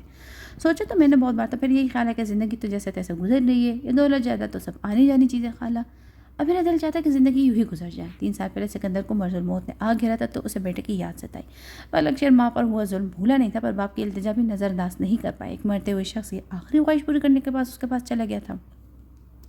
سکندر کے پاس وقت کم تھا، ضمیر پر بوجھ آتا، شاید اسی دنیا سے جاتے وقت وہ فلک شیر کے نام اپنی ساری جائیداد کر دیا تھا، لیکن اسے سردار محسن علی خان کے پاس ملازمت نہیں چھوڑتی، یہ اس کا مقام نہیں تھا۔ پھر بھی اس نے ہنس کر یہ نوکری کی اور ہمیشہ ان کی وفاداری نبھائی۔ پر جب سے اس نے رانیہ کو دیکھا تھا، اس کے دل کا سکون غارت ہو چکا تھا۔ اب اس کے اندر احساس ضرورت رہا تھا نا محسن علی خان کی وفاداری، اب تو بس وہ فقط وہاں اس کے لیے کام کرتا اور بہانوں میں ہفتوں مہینوں سے رانی کی جھلک نظر آ جاتی تھی۔ کیسی بات ہے ایشور، بھلا یوں ہی بیکار کاٹنے کا مقصد اپنی زمینوں سے بالو گھر ایسی بساؤ، کیوں خود کو اتنا رازہ ثابت کر رہے ہو؟ تحمل پر پہلی بار اس کی بدلی سوچ آشکار تھی، اسے شدید حیرت نے آ گھیرا تھا۔ میں خود نہیں جانتا خالہ، پر اتنا جانتا ہوں کہ جس کے بدولت یہ آرزو دل سے نکلی ہے وہ مجھے کبھی بھی نہیں ملے گی، لیکن اس طرح کم سے کم وہ میری نگاہوں میں تو رہے گی۔ آخر حال وہ اسے حال دل سنا بیٹھا تھا۔ کس کی بات کر رہے ہو شیرو؟ وہ چونکی ٹھوری پر ہاتھ ٹکائے حیرت سے پوچھا تھا۔ فلک شیر نے نگاہیں جھکا دی۔ رانیہ کی، وہ دھیمی آواز سے بولا اور تحمینہ کو کرنٹ لگا تھا۔ اچھی طرح جانتی تھی کہ رانیہ سردار محسن خان کی بھتیجی ہے، اس کے مرحوم بیٹے کی بیوہ، اس پر عجیب انکشاف ہوا۔ تو کیا وہ بھی؟ وہ پوچھے خاموش ہوئی۔ ہرگز نہیں خالہ، وہ تو اپنے دکھوں میں گھری ایک معصوم رہ گئے۔ یہ تو بس میرا دل ہے جو اس کے لیے بے اختیار ہے۔ فلک شیر نے بے ساختہ اس کی بات کو رد کیا تھا۔ یہ تو بس وہی تھا جو رانی کی شادی سے پہلے اس کی چاہت دل میں دبائے خاموش تھا۔ پھر جب رانی کی شادی شمشیر سے تھی، اسے شدید دکھ ہوا تھا، کیونکہ وہ شمشیر کی آوارگیوں سے واقف تھا۔ وہ سب کچھ کبھی نہیں چاہتا جو شمشیر کے ساتھ ہو گیا۔ اس نے ہمیشہ دل سے رانی کی خوشیوں کی دعا کی تھی، جس سے وہ محبت کرتے اسے حاصل کرنے کی شرط نہیں رکھتے۔ کیا بہت حسین ہے؟ وہ پوچھے بنا نہ رہ سکے، اس کے سوال میں چھپا تجسس محسوس کرتے فلک شیر ہولے سے مسکرایا تھا۔ یقیناً ہوگی، جس کے غم سے مخمور آ کے اتنی دلکش، وہ یقیناً کسی شاعر کی غزل سے حسن رکھتی ہوگی۔ وہ تو اس کے احساس، اس کے خوشبو سے محبت کرتے تھے، اس کی آواز کو چاہتا، اسے کبھی وہ چہرہ دیکھا ہی نہیں تھا کہ نگاہ بھر کر دیکھنے سے کہیں وہ حسن پہ کر میلا نہ ہو جائے۔ بنا دیکھے اتنی چاہت؟ تحمینہ مسکرائی۔ کسی اور کے لیے یہ یقین کرنا مشکل تھا کہ کسی کی صورت دیکھے بغیر محبت کوئی نہیں کر سکتا ہے۔ محبت بھی ہو جس میں مفاد کا شائبہ نہیں، پر تحمینہ تو فلک شیر کو جانتی تھی، اس کی فطرت سے آگاہ تھی، اس کی حساس طبیعت سے واقف تھی۔ وہ کیسے نہ مان جاتی کہ ہاں وہ اسے محبت کر سکتا ہے، لیکن پھر ساتھ ہی اسے سردار محسن علی کا خیال آتا تو اس کا چہرہ ایک دم زرد پڑ چکا تھا۔ سردار کو پتہ چل گیا تو جانے تمہارے ساتھ کیا سلوک کرے میرے بچے، مجھے تو ابھی سے تمہاری فکر ہو رہی ہے۔ وہ اس کے انجام کو سن کر گھبرا گئی تھی۔ وہ یہ بات کھلنے کی صورت محسن علی اور فلک شیر کے ساتھ کر سکتا تھا۔ مجھے اپنی پرواہ نہیں ہے، پر میں اسے جہنم سے نکال کے مر بھی سکتا ہوں۔ کسی غیر مرئی نقطے پر سوچتے ہوئے غیر سنجیدہ اور دو ٹوک لہجے میں بولا تھا۔ وہ لڑکی مر گئی کیا؟ تیسرے دن سردار صاحب نے قدسیہ سے پوچھ لیا۔ قدسیہ نے کھانا میز پر کھاتے تبریز کی طرف دیکھا، جو اسے آنکھوں میں خاموش رہنے کی تنبیہ کر رہا تھا۔ وہ جو پاس بیٹھے ایک دوسرے کے اندر پڑھ رہے در سے ناشنا تھے، انہیں کیا خبر گھر میں اس وقت کون کہاں ہے؟ سے لگا تبریز کے کمرے میں ہونا بھی کچھ اس طرح تک چھپا تھا کہ شاید اب یہ بات مزید مفید نہیں دے سکتی تھی۔ اس سے گہری سانس لیتے سوچا، وہ بہت بیمار ہے سردار صاحب۔ کچھ سر جھکائے دھیمی آواز میں کہا، حرام خور کی عادت پڑ گئی، بہت ہو گیا آرام، اب کام پر واپس لگاؤ اسے۔ قدسیہ خوفزدہ سی سر ہلاتی غائب ہو گئی پیچھے۔ اب وہ تبریز اور رانیہ بیٹھے کھانا کھا رہے تھے۔ سیلا کا کھانا قدسیہ تینوں وقت اوپر کمرے میں پہنچا رہی تھی۔ وہ تینوں اب خاموشی سے کھانا کھا رہے تھے۔ سب سے پہلے رانیہ اٹھ کر اپنے کمرے کی طرف گئی۔ اس کے جاتے ہی سردار صاحب نے تبریز کو مخاطب کیا تھا، تمہیں کب نکاح رکھا جائے؟ تم اپنی مرضی بتاؤ۔ وہ یوں بول رہے تھے جیسے باقی سب کچھ اس کی زندگی میں اس کی مرضی کے مطابق کیا گیا۔ تبریز نے پانی کا گلاس ہاتھ سے رکھ کے ان کی طرف دیکھا اور معنی خیز سے مسکرایا، میری مرضی سے تو آج تک آپ نے کبھی کچھ ہونے نہیں دیا بابا۔ خیر، جب آپ چاہے نکاح کا وقت طے کر لیں، مجھے تو کوئی مسئلہ نہیں ہے۔ کندھے جھکاتے استہزائی ہنسی ہنسا، تو بس گھر کی بات ہے، پرسوں شام کو اس فرض سے سبک دوش ہو جاتے ہیں۔ سردار صاحب نے اس کے انداز کو نظر انداز کر فقط جواب پر دھیان دیا، مطمئن سے انداز میں کہتے ڈائننگ ٹیبل سے اٹھتے ہوئے کہا۔ پیچھے تبریز لب بھیجے پرسوچ انداز میں بیٹھا ان کے فیصلے کے نتائج کے متعلق سوچ رہا تھا۔ فارینہ ہتھیلی پر مہندی رچائے اس کے سوکھنے کی منتظر تھی۔ ابھی اسے پالر بھی جانتا گو کہ دل نہیں مان رہا تھا، پر یہ ماں کی خواہش اور سما کا بھی یہ کہنا تھا کہ اسے اپنی نئی زندگی کی شروعات اچھی امیدوں اور خوشگوار انداز میں کرنی چاہیے۔ سمر لاؤنج میں داخل ہوا، ماں اور بہن کو دیکھ کر ہولے سے مسکرایا، پھر ان کے پاس ہی بیٹھ گیا۔ زکیہ بیگم نے بیٹے کی اداس آنکھوں کو دیکھا، پھر شکایت بھری نگاہ پاس بیٹھی بیٹی پر ڈالی۔ آخر کب تک یہ عشق جوگلی میری جان جلاتا رہے گا؟ اسے کہو فارینہ اب سوگ ختم کر دے، شادی کر لے۔ مجھ پہ بیٹے کی غم دیکھنے کے بعد بیٹے کی اذیت سہنے کا حوصلہ نہیں بچا۔ شاید وہ اس کے آنے سے پہلے ہی اس کے متعلق بات کرتی، اب اسے دیکھ کر وہی شکوہ بے بسی سے دہرایا۔ جب فارینہ اور شیراز کا رشتہ ختم ہوا، ان کی زندگی سے خوشی اور سکون رخصت ہو گیا تھا. رہی صحیح کسر بائی سے ہمیشہ کے تعلق ٹوٹ کر پوری ہو چکی تھی. لیکن چلو وہ تو اب اپنے گھر جا رہی. لیکن سمر کی صورت جو مستقل سزا ان کا مقدر بن چکی تھی وہ انہیں عاجز کر رہی تھی. میری شادی آپ کا نہیں میرا مسئلہ ہے. میں پھر کیوں ہر بار اسے ہمارے درمیان لے آتے ہیں؟ آپ کے کہنے پر فارغ کی خاطر میں نے سیلا کو اس موت کے کنویں میں دھکیل لیا جہاں سے وہ کبھی باہر نہیں نکل سکتی. تو پھر اب یہ زور زبردستی جذباتی بلیک میلنگ کس لیے؟ وہ سمے نہیں تھا، نہ ہی ان سے بدتمیزی کرتا، پر اس کا لہجہ مضبوط تھا جیسے وہ فیصلہ کر چکا تھا اور اب اسے کوئی نہیں بدل سکتا تھا. اتنے سالوں بعد بھی تمہیں سیلا کی فکر ہے سمر؟ اپنی ماں کی نہیں؟ وہ شکایتی انداز میں بولی. پر فارغ نے سے اب خاموش نہیں رکھے. بس کریں امی، آپ نے اپنی اولاد کو سمجھ کے رکھا ہے. میری شادی کے وقت آپ کو بھائی عزیز تھا، پھر فیروز کو بچانے کے لیے آپ نے بھی ماموں کی طرح بے حسی اوڑھ لی. 2 گھر برباد ہو گئے، میرا اور فیروز کا رشتہ بچا نہ ہی میرا بھائی خوش رہ پا. آج بھی آپ کا وہی رویہ ہے. جو کچھ اس کے ساتھ وہ فراموش کر بھی دیتا. سیلا کے ساتھ ہوئی ذاتی کی بات تو جیسے اسے فیروز سے نفرت ہی ہو گئی تھی. کیا قصور تھا اس معصوم کو جیسے ایسے فرسودہ رواج کی بھیڑ چڑھا دی گیا. پھر پلٹ کر بھی کبھی اس کی خبر تک نہ لی. ایسے میں سمر کی خالی زندگی اسے تڑپاتی. جانتی تھی سمر ایسا کبھی نہیں ہونے دیتا اگر فیروز اس کا شوہر نہ ہوتا. ماں کے حکم نے اس کا ہاتھ باندھ دیے تھے. فرینا تم چپ رہو، امی کی طبیعت یوں بھی ٹھیک نہیں تھی، ویسے بھی جو ہو چکا اسے دوران سے کیا حاصل ہوگا؟ سمر نے اسے ٹوکتے ہوئے خاموش رہنے کو کہا. وہ نہیں چاہتے تھے آج اس خوشی کے موقع پر کسی کا بھی دل برا ہو. امی پلیز، یہ وقت میری شادی پہ ڈسکس کرنے کا نہیں. آپ فرینا کے لیے دعا کریں بس. الطاف بہت اچھا آدمی ہے اور میرے اچھے دوستوں میں سے ایک ہے. ان کے ہاتھ پر اپنا ہاتھ رکھ کر اسے تسلی دیتی، انہیں دھیمے انداز میں سمجھائے. لیکن سمر مجھ سے وعدہ کرو، فرینا کے نکاح کے بعد تم ہی شادی کر لو گے بیٹا. میرے مرنے سے پہلے تمہارے سر پر صحنہ دیکھنا چاہتی ہوں. وہ التجائیہ بولتے سمر کا انکار ان کے اندر ہی اندر دم توڑ گیا تھا. ماں کی حسد بھری التجا پر فقط سر جھکائے خاموش بیٹھا. وہ کبھی اس کے دل کی حالت نہیں سمجھ سکتی تھی. سر کے اشارے سے انہیں تسلی دیتے اس نے ماحول کی سنجیدگی کو کم کرنے کی خاطر ہلکے پھلکے انداز میں انہیں چھیڑا. اب تک خیر سہر پہننے کا رواج ہی نہیں رہا، لیکن خیر اس بارے فرینا کی شادی کی بات ہوگی. ابھی تو آپ یہ بتائیں ماموں کی طرف کب جانا ہے؟ اس کے جواب نے جہاں ذکیہ بیگم کو مطمئن کیا تو وہیں آخری بات پر کچھ پریشان ہو گئی تھی. ان حالات میں تشویش سے بولے. آج رات فرینا کا نکاح تھا تو یہ خبر ان میں سے کہاں چھپی ہوگی؟ دلوں کی کرواہٹ اور بھی بڑھ چکی ہوگی تو وہ کس طرح اس گھر میں پیٹ ڈالتی. روزینہ میں ہماری بہت زیادہ بیماریاں بھی ان کی عیادت کو نہ جانا زیادتی ہوگی. سمر کے سمجھانے پر سر ہلاتے ان نے فرینا کی طرف دیکھا. اسے ان کے کندھے کے گرد بازو ڈالتے سر اس بات میں لائے. بیٹی کی آنکھوں میں جھلکتا پیغام پڑھ کر ان کے دل کو اطمینان ہوا تھا.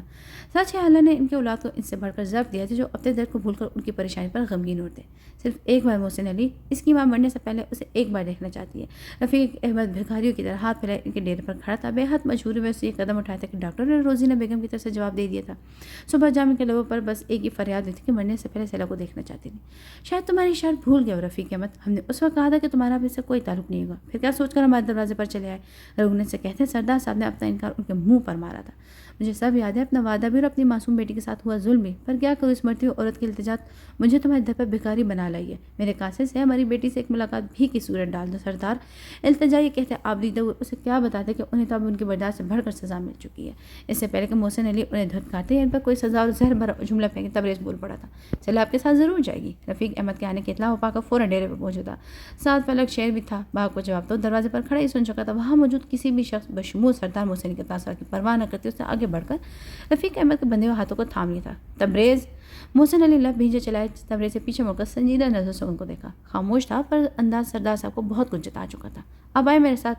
رفیق احمد کے کندھے پر ہاتھ رکھے وہ انہیں اپنے ساتھ باہر لے آئے. پیچھے سردار صاحب پوٹھیا پیچھے تڑپ کر رہ گئے تھے. ڈیرے پر موجود لوگ ایک دوسرے سے چیم مگویا کرے تھے. رفیق احمد کو نیچے بٹھا کر اوپر کمرے میں چلے گیا. سیلا صوفے پر بیٹھی کتاب پڑھی تھی. تبریز کو دیکھ کر اس نے ایک پل کو سر اٹھایا. دوبارہ نگاہیں کتاب پر جھکا لی. ایک وقت تھا سارے دن کاموں سے فرصت نہیں سر نہیں اٹھا رہی تھی اور اب یہ عالم کے فرصت کے باعث دل بیزار رہتا تھا. تبریز اسے ایک کمرے میں قید کر رہا تھا جہاں سے نکل کر بس ٹیرس تک ہی جا سکتی. باہر جاتا تو کمرہ لاک کر جاتا. دن میں 2-3 بار کچھ سے اسے کھلانے پلانے چلی جاتی تھی.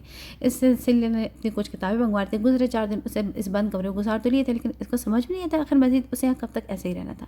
یہ خوف بھی تھا کہ رانیہ سردار صاحب کو معلوم ہوگا تو وہ یقیناً اسے جان سے مار ڈالیں گے. نیچے تمہارے والد آئے تمہیں اپنے ساتھ لے جانے. اس نے آتے ہی اسے مخاطب کیا. میرے ابا؟ سیلا نے بے یقینی سے سوال کیا. یقیناً کوئی غلط فہمی تھی ورنہ وہ لوگ تو اسے کب کا بھول چکے تھے. تمہاری امی کی طبیعت بہت خراب ہے، وہ ان لمحوں میں تمہیں دیکھنا چاہتی ہیں. تبریز نے بتایا. سیلا کو لگا ان الفاظ نے دل پر کسی برچھی سوار کیا. وہ اپنی جگہ ساکت رہ چکی تھی. تبریز خاموش سامنے کھڑا اسے دیکھ رہا تھا. ان سے اب میرا کیا رشتہ؟ اچانک وہ جیسے کسی ہوش میں آئی تھی. ایک گہری سانس لیتے اسے دھیمے لہجے میں جواب دیا. ان کے رشتے یوں ہی ختم نہیں ہو جاتے سیلا. جاؤ ان کے ساتھ چلی جاؤ. وہ پہلی تکلیف میں ان کی اذیتوں میں مزید اضافہ کرو. اس کے بعد صوفے پر بیٹھتے تبریز اس کے ہاتھ پر اپنا ہاتھ رکھتے کہا. سیلا بس دیکھتی رہ گئی. اس بار اس کی مزاحمت دم توڑ گئی. تھی. دل ماں کی محبت پہ بے قرار ہوا تھا. بے اختیار چند لمحوں کی بوندیں چلا کر تبریز کے ہاتھ کی پشت پر آ ٹکی. چلو اب اٹھو. اسے ایک بار پھر کہا. سیلا نے کتاب سائڈ پر رکھ کر جلدی سے وہ گرم شال لپیٹی جو تبریز اس کے لائے تھے. اس کے کہنے پر باہر چلی آئی. باہر کوریڈور میں تبریز کو دیکھ کر کرسی اس کی طرف لپکی یوں جیسے اسی کے پاس آ رہی ہے. وہ سردار صاحب کہہ رہے ہیں قاضی صاحب کو بلاؤ. وہ بھیج دیا. وہ وقت پر پہنچ جائیں گے. آپ بھی تیار رہیے گا. سیلا کے پیر تل سے زمین نکل چکی تھی. تبریز اس سے لاپرواہ کرسی کی طرف متوجہ تھا. یہی نہیں چند روز پہلے کیے جانے والے فیصلے پر عمل کا وقت آ چکا ہے. میں کچھ دیر میں آتا ہوں. اب آپ کہیں وہ بے فکر ہو جائے. تبریز سنجیدگی سے کہتے ہیں. سیلا کو دیکھا. وہ جو زرد چہرے کے ساتھ کھڑی ان دونوں کو بے یقینی سے تک رہی تھی. ایک دم تیز قدموں سے آگے بڑھ چکی تھی. کچھ سوچ کر تبریز بھی اس کے پیچھے چل پڑا. قدسیہ آگے رانی کے کمرے کی طرف بیٹھ چکی تھی. یہاں اسے اپنی زندگی کے 16 سال گزارے تھے. اس کی ہنسی کہہ کے اس گھر کی فضاؤں میں گونجا کرتے تھے. بچپن کی ناسمجھی سے شعور کی دہلیز تک کا سفر اسی آشیانے میں کٹا تھا. پھر ایک دن ڈولی کے نام پر اس کا جنازہ اٹھا. وہ وقت جب ماں نے اپنے دونوں ہاتھ جوڑ کر اسے اس نکاح کی بابت بتایا تھا. پھر اس کے بھائی کی موت کا پیالہ پینے کی التجا کی تھی. بیٹیاں تو باپ کی عزت کے لیے جان دے دیتی ہیں. بہنیں اپنے بھائی پر قربان ہو جاتی ہیں. پھر تو وہ بس اس کے لیے شادی کر رہے. یہی کہا تھا نا اس سلسلے سے روزینہ بیگم نے. اور وہ بس بے یقین سے ماں کو دیکھتی رہی. کیا سب حق بیٹوں سے منسوب ہوتے ہیں؟ بیٹیوں کی خوشیاں ان کی زندگی کوئی معنی نہیں رکھتی. اس کی نظر کی تاب نہ لا کر کمرے سے چلی گئی تھی. پھر اسے تبریز کے ساتھ رخصت کرتے انہوں نے اسے گلے لگانا چاہا. اس کا جسم کسی مردے کی مانند سرد اور بےحس تھا. وہ روئی تھی نہ کوئی فریاد کی تھی. آج برسوں بعد اسے دوبارہ اس گھر میں پیر ڈالا تھا. پر وہ نامانوس احساس تھا جو کبھی اس درد دیوار سے منسوب تھا اور نہ ہی رشتوں کی مہک. سر جھکائے باپ کے ہمراہ ماں کے کمرے میں چلی آئی تھی اور چپ چاپ ان کے بستر کے ساتھ رکھی کرسی پر جا کر بیٹھ چکی تھی. انہوں نے اپنا ہاتھ بڑھا کر اسے پاس بلایا تو اجنبیوں کی طرح اس کے پاس جا بیٹھی. پر کہا کچھ بھی نہیں. ذکی بیگم اسے سینے سے لگائے بہت دیر تک سسکیاں لیتی رہی مگر سیلا ایک لفظ نہ بولی. وہ اپنے حصے کے آنسو بہا چکی تھی. نڈھال سی روزینہ بیگم نے سر پیچھے تکیے پر ٹکا دیا. سیلا نے دیکھا بے حد کمزور نظر آئی تھی. خود بھی کتنی بدل چکی تھی. روزینہ بیگم یک ٹک اسے دیکھتی رہی. وہ کس حال میں تھی وہ نہیں جانتی تھی لیکن ان کا اپنا یہ حال تھا کہ اٹھتے بیٹھے اپنے بیٹے کے ساتھ کیا ظلم چین نہیں لینے دیتا تھا. اس وقت سیلا کی آنکھوں سے جھانکتی حیرت اور بے یقین آج انہیں بھلائی نہ بولتی تھی پر وہ مجبور تھی.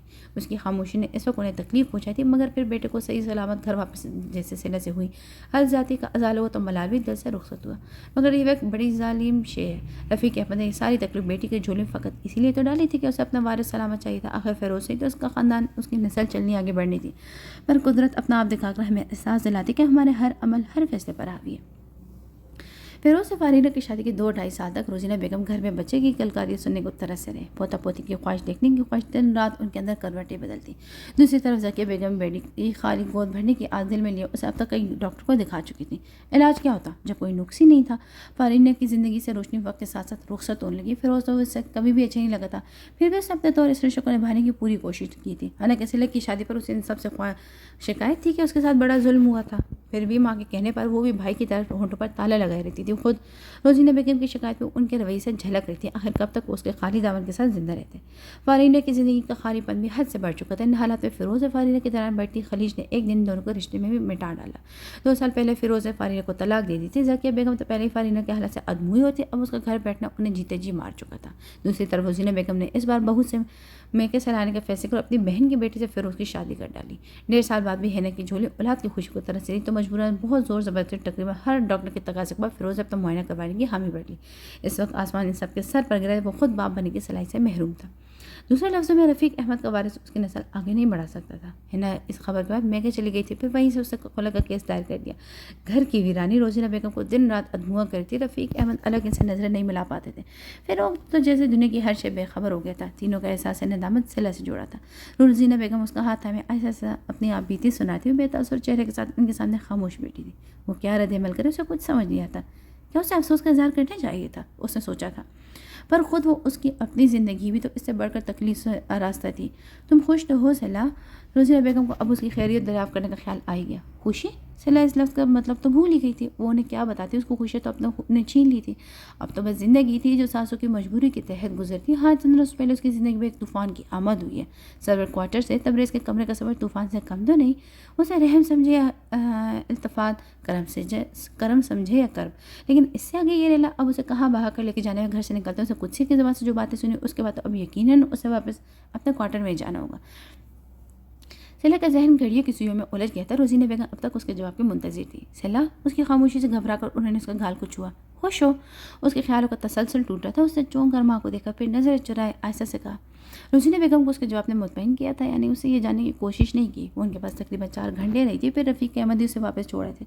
گھر سے باہر نکل رہی تھی جب سمر ذکیہ بیگم کے ساتھ وہاں پہنچا۔ ان دونوں کو ایسا دیکھ کر حیرت کا جھٹکا لگا تھا۔ خود ذکیہ بیگم بھی حیران تھی، پر سب سے بڑھ کر تو حیرت رفیق احمد کی، جو بہن اور بھانجے کو دیکھ کر بے تحاشا خوش ہو گئے تھے۔ پھر روز اور فارینہ کے طلاق کے بعد ان بہن بھائی کے درمیان بھی تعلقات ختم ہو گئے تھے۔ الطاف سمر کے ساتھ ہی پولیس میں تھا اور اس کا اچھا دوست تھا۔ ایک حادثے میں اس کی بیوی کا انتقال ہو چکا تھا۔ اس کا ایک بیٹا تھا جس کی عمر 1.5 سال تھی۔ وہ بچے کی خاطر شادی کرنا چاہتا تھا۔ سمر کو لگا اگر فارینہ کا اعتراض ہو تو وہ الطاف سے اس سلسلے میں بات کر سکتے ہیں۔ فارینہ جانتی تھی کہ اس کی ماں کتنی پریشان ہے، اس وجہ سے یہی سوچ کر اس نے ایک بار پھر گھر پھنسانے کی حامی بھر لی تھی۔ بہرحال سمر کے کہنے پر ذکیہ بیگم سب کچھ بھلا کر بہوج کی خیر خبر گیری کو پہنچ گئی تھی۔ رفیق احمد انہیں لیے روزینہ بیگم کے کمرے کی طرف چل پڑے۔ پیچھے لاؤنج میں سمر اور سیلا تنہا تھے۔ وہ تو رخ موڑے کھڑی باپ کی منتظر تھی۔ سمر یک ٹک اسے حیرت سے دیکھ رہا تھا۔ برسوں سے وہ ایک انتظار لاحاصل میں زندگی گزارتا، اس کے احساسات کے ساتھ زندہ تھا، اور آج وہ احساس خاموش تصویر کی صورت اس کے سامنے کھڑا تھا، پر اس میں یہ حوصلہ نہیں تھا کہ اس کی خیریت دریافت کر لیتا۔ وہ چادر کا پلو مروڑتی اس کی موجودگی سے پریشان تھی۔ مجھے معاف کر دینا سیلا، میں مجبور تھا۔ سمر کی آواز پر چونک کر سیلا نے پیچھے مڑ کر دیکھا۔ یہ وہی جذبہ تھا جو آج اس کی آنکھوں میں جھانک رہا تھا جب آخری بار سیلا کی سمر سے ملاقات ہوئی تھی۔ سیلا کے لیے وہ لمحے اب کہیں دور رہ گئے تھے۔ اس وقت وہ اگر اپنی کمسنی کے سبب سمر کے احساسات کو سمجھ نہیں پائی تھی تو آج اس کا شعور اسے ان جذبوں سے نابلد رہنے کی تنبیہ کر رہا تھا۔ میں سب کو معاف کر چکی ہوں سمر بھائی، اللہ نے میرے نصیب میں یہی لکھا تھا، میں اسے نصیب کا لکھا سمجھ کر قبول کر چکی ہوں۔ سیلا لب بھیجے سنجیدگی سے بولی، پھر تیز سے اس قدم اٹھاتی داخلی دروازے کی طرف چلی گئی تھی۔ پیچھے سمر چل پر اداس نظر سے اسے دیکھتا، پھر روزینہ بیگم کے کمرے کی طرف قدم بڑھا چکے تھے۔ فلک شیر کا نام تبریز کی زبان سے سن کر سردار صاحب کا خون کھول رہا تھا کہ معمولی ملازم سے وہ رانیہ کا نکاح کرتا، انہیں عین وقت پر اس بات کی اطلاع دی جاتی، وہ بھی قاضی اور گواہان کی موجودگی میں۔ اہانت کے شدید ترین احساس کے زیر اثر سردار صاحب ہال سے نکل کر پیر پٹکتے اپنے کمرے میں چلے۔ پیچھے تبریز نے لوگوں نے نکاح کی رسم مکمل کرنے کا خود باپ کے پیچھے چلائے۔ اسے دیکھتے اپنا ضبط کھو کر اسے برا بھلا کہنے لگے۔ انتہائی سنگین الفاظ میں انہوں نے اسے بہت کچھ برا ہو جانے کی دھمکی دی تھی۔ تبریز نے بڑے تحمل سے ان کی ہر بات سنی، پھر سنجیدہ مگر دھیمی آواز سے بولنا شروع کیا۔ میں نے آپ کو اپنا فیصلہ اسی دن سنا دیا تھا بابا، رانیہ بھابھی سے شادی میں کبھی بھی نہیں کر سکتا۔ باقی آپ کو مجھ سے شکوہ بجائے کہ میں نے آپ کو اس فلک شیر کے متعلق پہلے آگاہ نہیں کیا، میں مجبور تھا، کیونکہ اگر آپ جان لیتے تو یہ شادی نہ ہونے دیتے۔ تبریز کا دھیما پن ان کے اشتعال کو کم نہیں کر پایا تھا۔ رانیہ کی شادی والی بات تم نے شروع کی تھی، اب اگر تم راضی نہیں تھے اس سے شادی کرنے تو کیا کسی بھی ارے غیر کو اٹھائی جاگیرے سے اس کا نکاح کر دو گے؟ وہ 2 کوڑی کا ملازم میرے خاندان سے رشتہ جوڑے گا۔ ان کا پورا جسم غصے سے کام رہا تھا، ماتھے کی رگیں پھولی ہوئی تھی، کمرے میں چکر لگاتے اب زور زور سے سانسیں لیتے۔ ایک دم وہ بیڈ پر بیٹھ گئے۔ تبریز بھاگ کر ان کے پاس آئے، ان کے کندھے پر ہاتھ رکھا، انہوں نے نفرت سے اس کا ہاتھ جھٹک دیا۔ دور رہو مجھ سے، سردار محسن علی اب اتنا کمزور نہیں ہو کہ تم جیسے آستین کے ساتھ سہار لینے پڑے۔ اس حالت میں پھنکارے تھے۔ میں جانتا ہوں بابا اس وقت آپ کو مجھ سے شدید نفرت ہو رہی ہے، آپ کہیں گے کہ تمہیں آج یہ گھر چھوڑ کر بھی چلا جاؤں، لیکن بابا خدا شاید اس طرح ان گناہوں کا ازالہ ہو جائے۔ کیا ان کے لالچ کی بھی کوئی حد تھی؟ پہلے رانیہ پھر سیلا، جانے ابھی اور کتنے لوگ کی آہوں کا بوجھ تھا جو اپنے سر پر لادے پھیر رہے تھے۔ انسان بھول جاتا ہے کہ اس دنیا سے جاتے وقت اپنے اعمال نامے کے سوا کچھ بھی زیادہ ران نہیں ہوتا۔ چند روز پہلے تبریز کو فلک شیر کی اصل حقیقت معلوم ہوئی تھی۔ وہ اس کا دوست تھا، شاید اس لیے اپنے دل کا بوجھ ہلکا کرنے کی خاطر اسے رانیہ سے شادی والی باتوں سے بتائی تھی۔ جواب میں فلک شیر کے چہرے کا رنگ بدلا تھا، آنکھوں کی چمک مایوسی سے بدل گئی تھی، پھر اس نے دھیمے انداز میں ملازمت چھوڑ کر واپس اپنی زمینوں پر جانے کی بات کی تھی۔ تبریز کو شدید دھچکا لگا تھا۔ تم ابھی کبھی اس نکاح کو روک پاؤ گے، ورنہ پھر انجام کی شکایت مجھ سے مت کرنا، باقاعدہ اسے دھمکی دیے تھے۔ ان کے تو وہم گمان میں بھی نہیں تھا کہ تبریز اس کام کے فلک شیر جیسا مہرہ چنے گا۔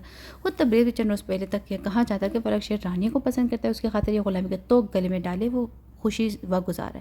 فلک شیر کی باتوں سے اس کا ماتھا ٹھنکا تھا، پھر جب اسے ٹوہ لگائی تو بات کھول کر سامنے آ گئی۔ رانی سے پوچھے بغیر کوئی فیصلہ نہیں سکتا تھا تو اس نے اس کی مرضی پوچھ لی۔ پہلے تو وہ کچھ سمجھ نہ پائی، پھر جب تبریز نے اسے سردار صاحب کے دماغ میں پلتی سوچ کے متعلق بتایا تو وہ مان گئی تھی۔ تبریز سے شادی والی بات اس کے کانوں تک بھی پہنچی تھی، وہ خود بھی یہ رشتہ نہیں چاہتی تھی، پر اس گھر میں کسی کو اس کی مرضی جانے کی پرواہ تھی بھی کہاں۔ رانیہ جانتی تھی کہ تبریز راضی نہیں، مگر ایسا سردار صاحب فقط اس کی جائیداد کے لیے کرنا چاہتے، یہ جا کر اسے تکلیف ہوئی تھی۔ اس کے ماں باپ نہیں تھے، وہ محسن علی کو اپنے باپ سے بڑھ کر سمجھتی تھی۔ اسے امید نہیں تھی کہ اس کے ساتھ اتنی زیادتی کر سکتے، ان کی خوشی کی خاطر وہ اپنی تمام عمر اس گھر میں زندہ لاش بن کر گزار سکتی تھی، پر اسے بیٹی بھی تو سمجھتے نا۔ اسے تبریز کو سردار صاحب کے خلاف جانے سے روکا تھا، پر تبریز نے اسے سمجھا کہ ابھی وقت آ چکا ہے۔ اس نے تبریز کو سردار صاحب کے خلاف جانے سے روکا تھا، پر تبریز نے اسے سمجھایا کہ ابھی وقت آ چکا ہے۔ ہر غلطی کو درست کرنے کا فلک شیر کو اس کی چاہ ہے نا کہ اس کے ماں دولت کی اور وہ اس کے خلوص کرے۔ رانیہ نے ہاں کر دی تھی اور سردار محسن علی خان کے طے کردہ وقت پر رانیہ کا نکاح تبریز کی بجائے فلک شیر سے ہو رہا تھا۔ تبریز نے ان موقع پر یہ انکشاف کر کے سردار محسن علی خان کے پیروں تلے سے زمین نکال دی تھی۔ وہ اسے میں آگ و گولہ وہاں سے چلے آئے تھے اور اب تنبیہی انداز میں تبریز کو سنگین نتائج کی دھمکی دے تھے۔ تبریز نے ان کی بات نہیں مانی تھی اور بنا جواب دیے کمرے سے باہر آ گیا تھا۔ ہال میں موجود ہر شخص کے چہرے پر پریشانی تھی۔ فلک شیر نے اس کو دیکھ کر اس نے نکاح خواہ کو روک رکھا تھا۔ وہ نہیں چاہتا تھا کہ اس کی وجہ سے تبریز پر عتاب آئے۔ آنکھوں میں فلک شیر کو اگلے چند منٹوں میں ایجاب و قبول ہو چکا تھا. فلک شاید ابھی رانیہ کو لے کر گھر سے نکلا تھا. ان کے ساتھ تبریز بھی تھا. شاید وہ ان دونوں کو سردار صاحب کی دسترس سے دور کہیں محفوظ مقام پر بھیجنا چاہتا تھا. اسی لیے ان کو چھوڑنے اسٹیشن گیا تھا کہ کہیں محسن علی غصے میں آ کر ایسی ویسی حرکت نہ کر بیٹھے جس کا ازالہ ناممکن ہو. پہلے سے لک اس کے گھر بھیجنا اور اب رانیہ کی فلک شیر سے شادی. تبریز ان کی کھینچی لکیر مٹاتا جا رہا تھا. وقت کا پلڑا دھیرے دھیرے مخالف سے جھکنے لگا تھا. سردار محسن علی کے اختیارات کو ان کے اپنے ہی گھر میں چیلنج کیا جاتا. موڑے ہوئے تھے مگر کمزور نہیں. اس علاقے میں ان کی طاقت ان کے احساس سے سوکھ پہلے سے زیادہ بڑھ چکا تھا. لیکن اب بازی پلٹ رہی تھی. کل تک ان کے سامنے گردن جھکائے ہاتھ باندھنے والے اب ان کے برابر آنے لگے تھے.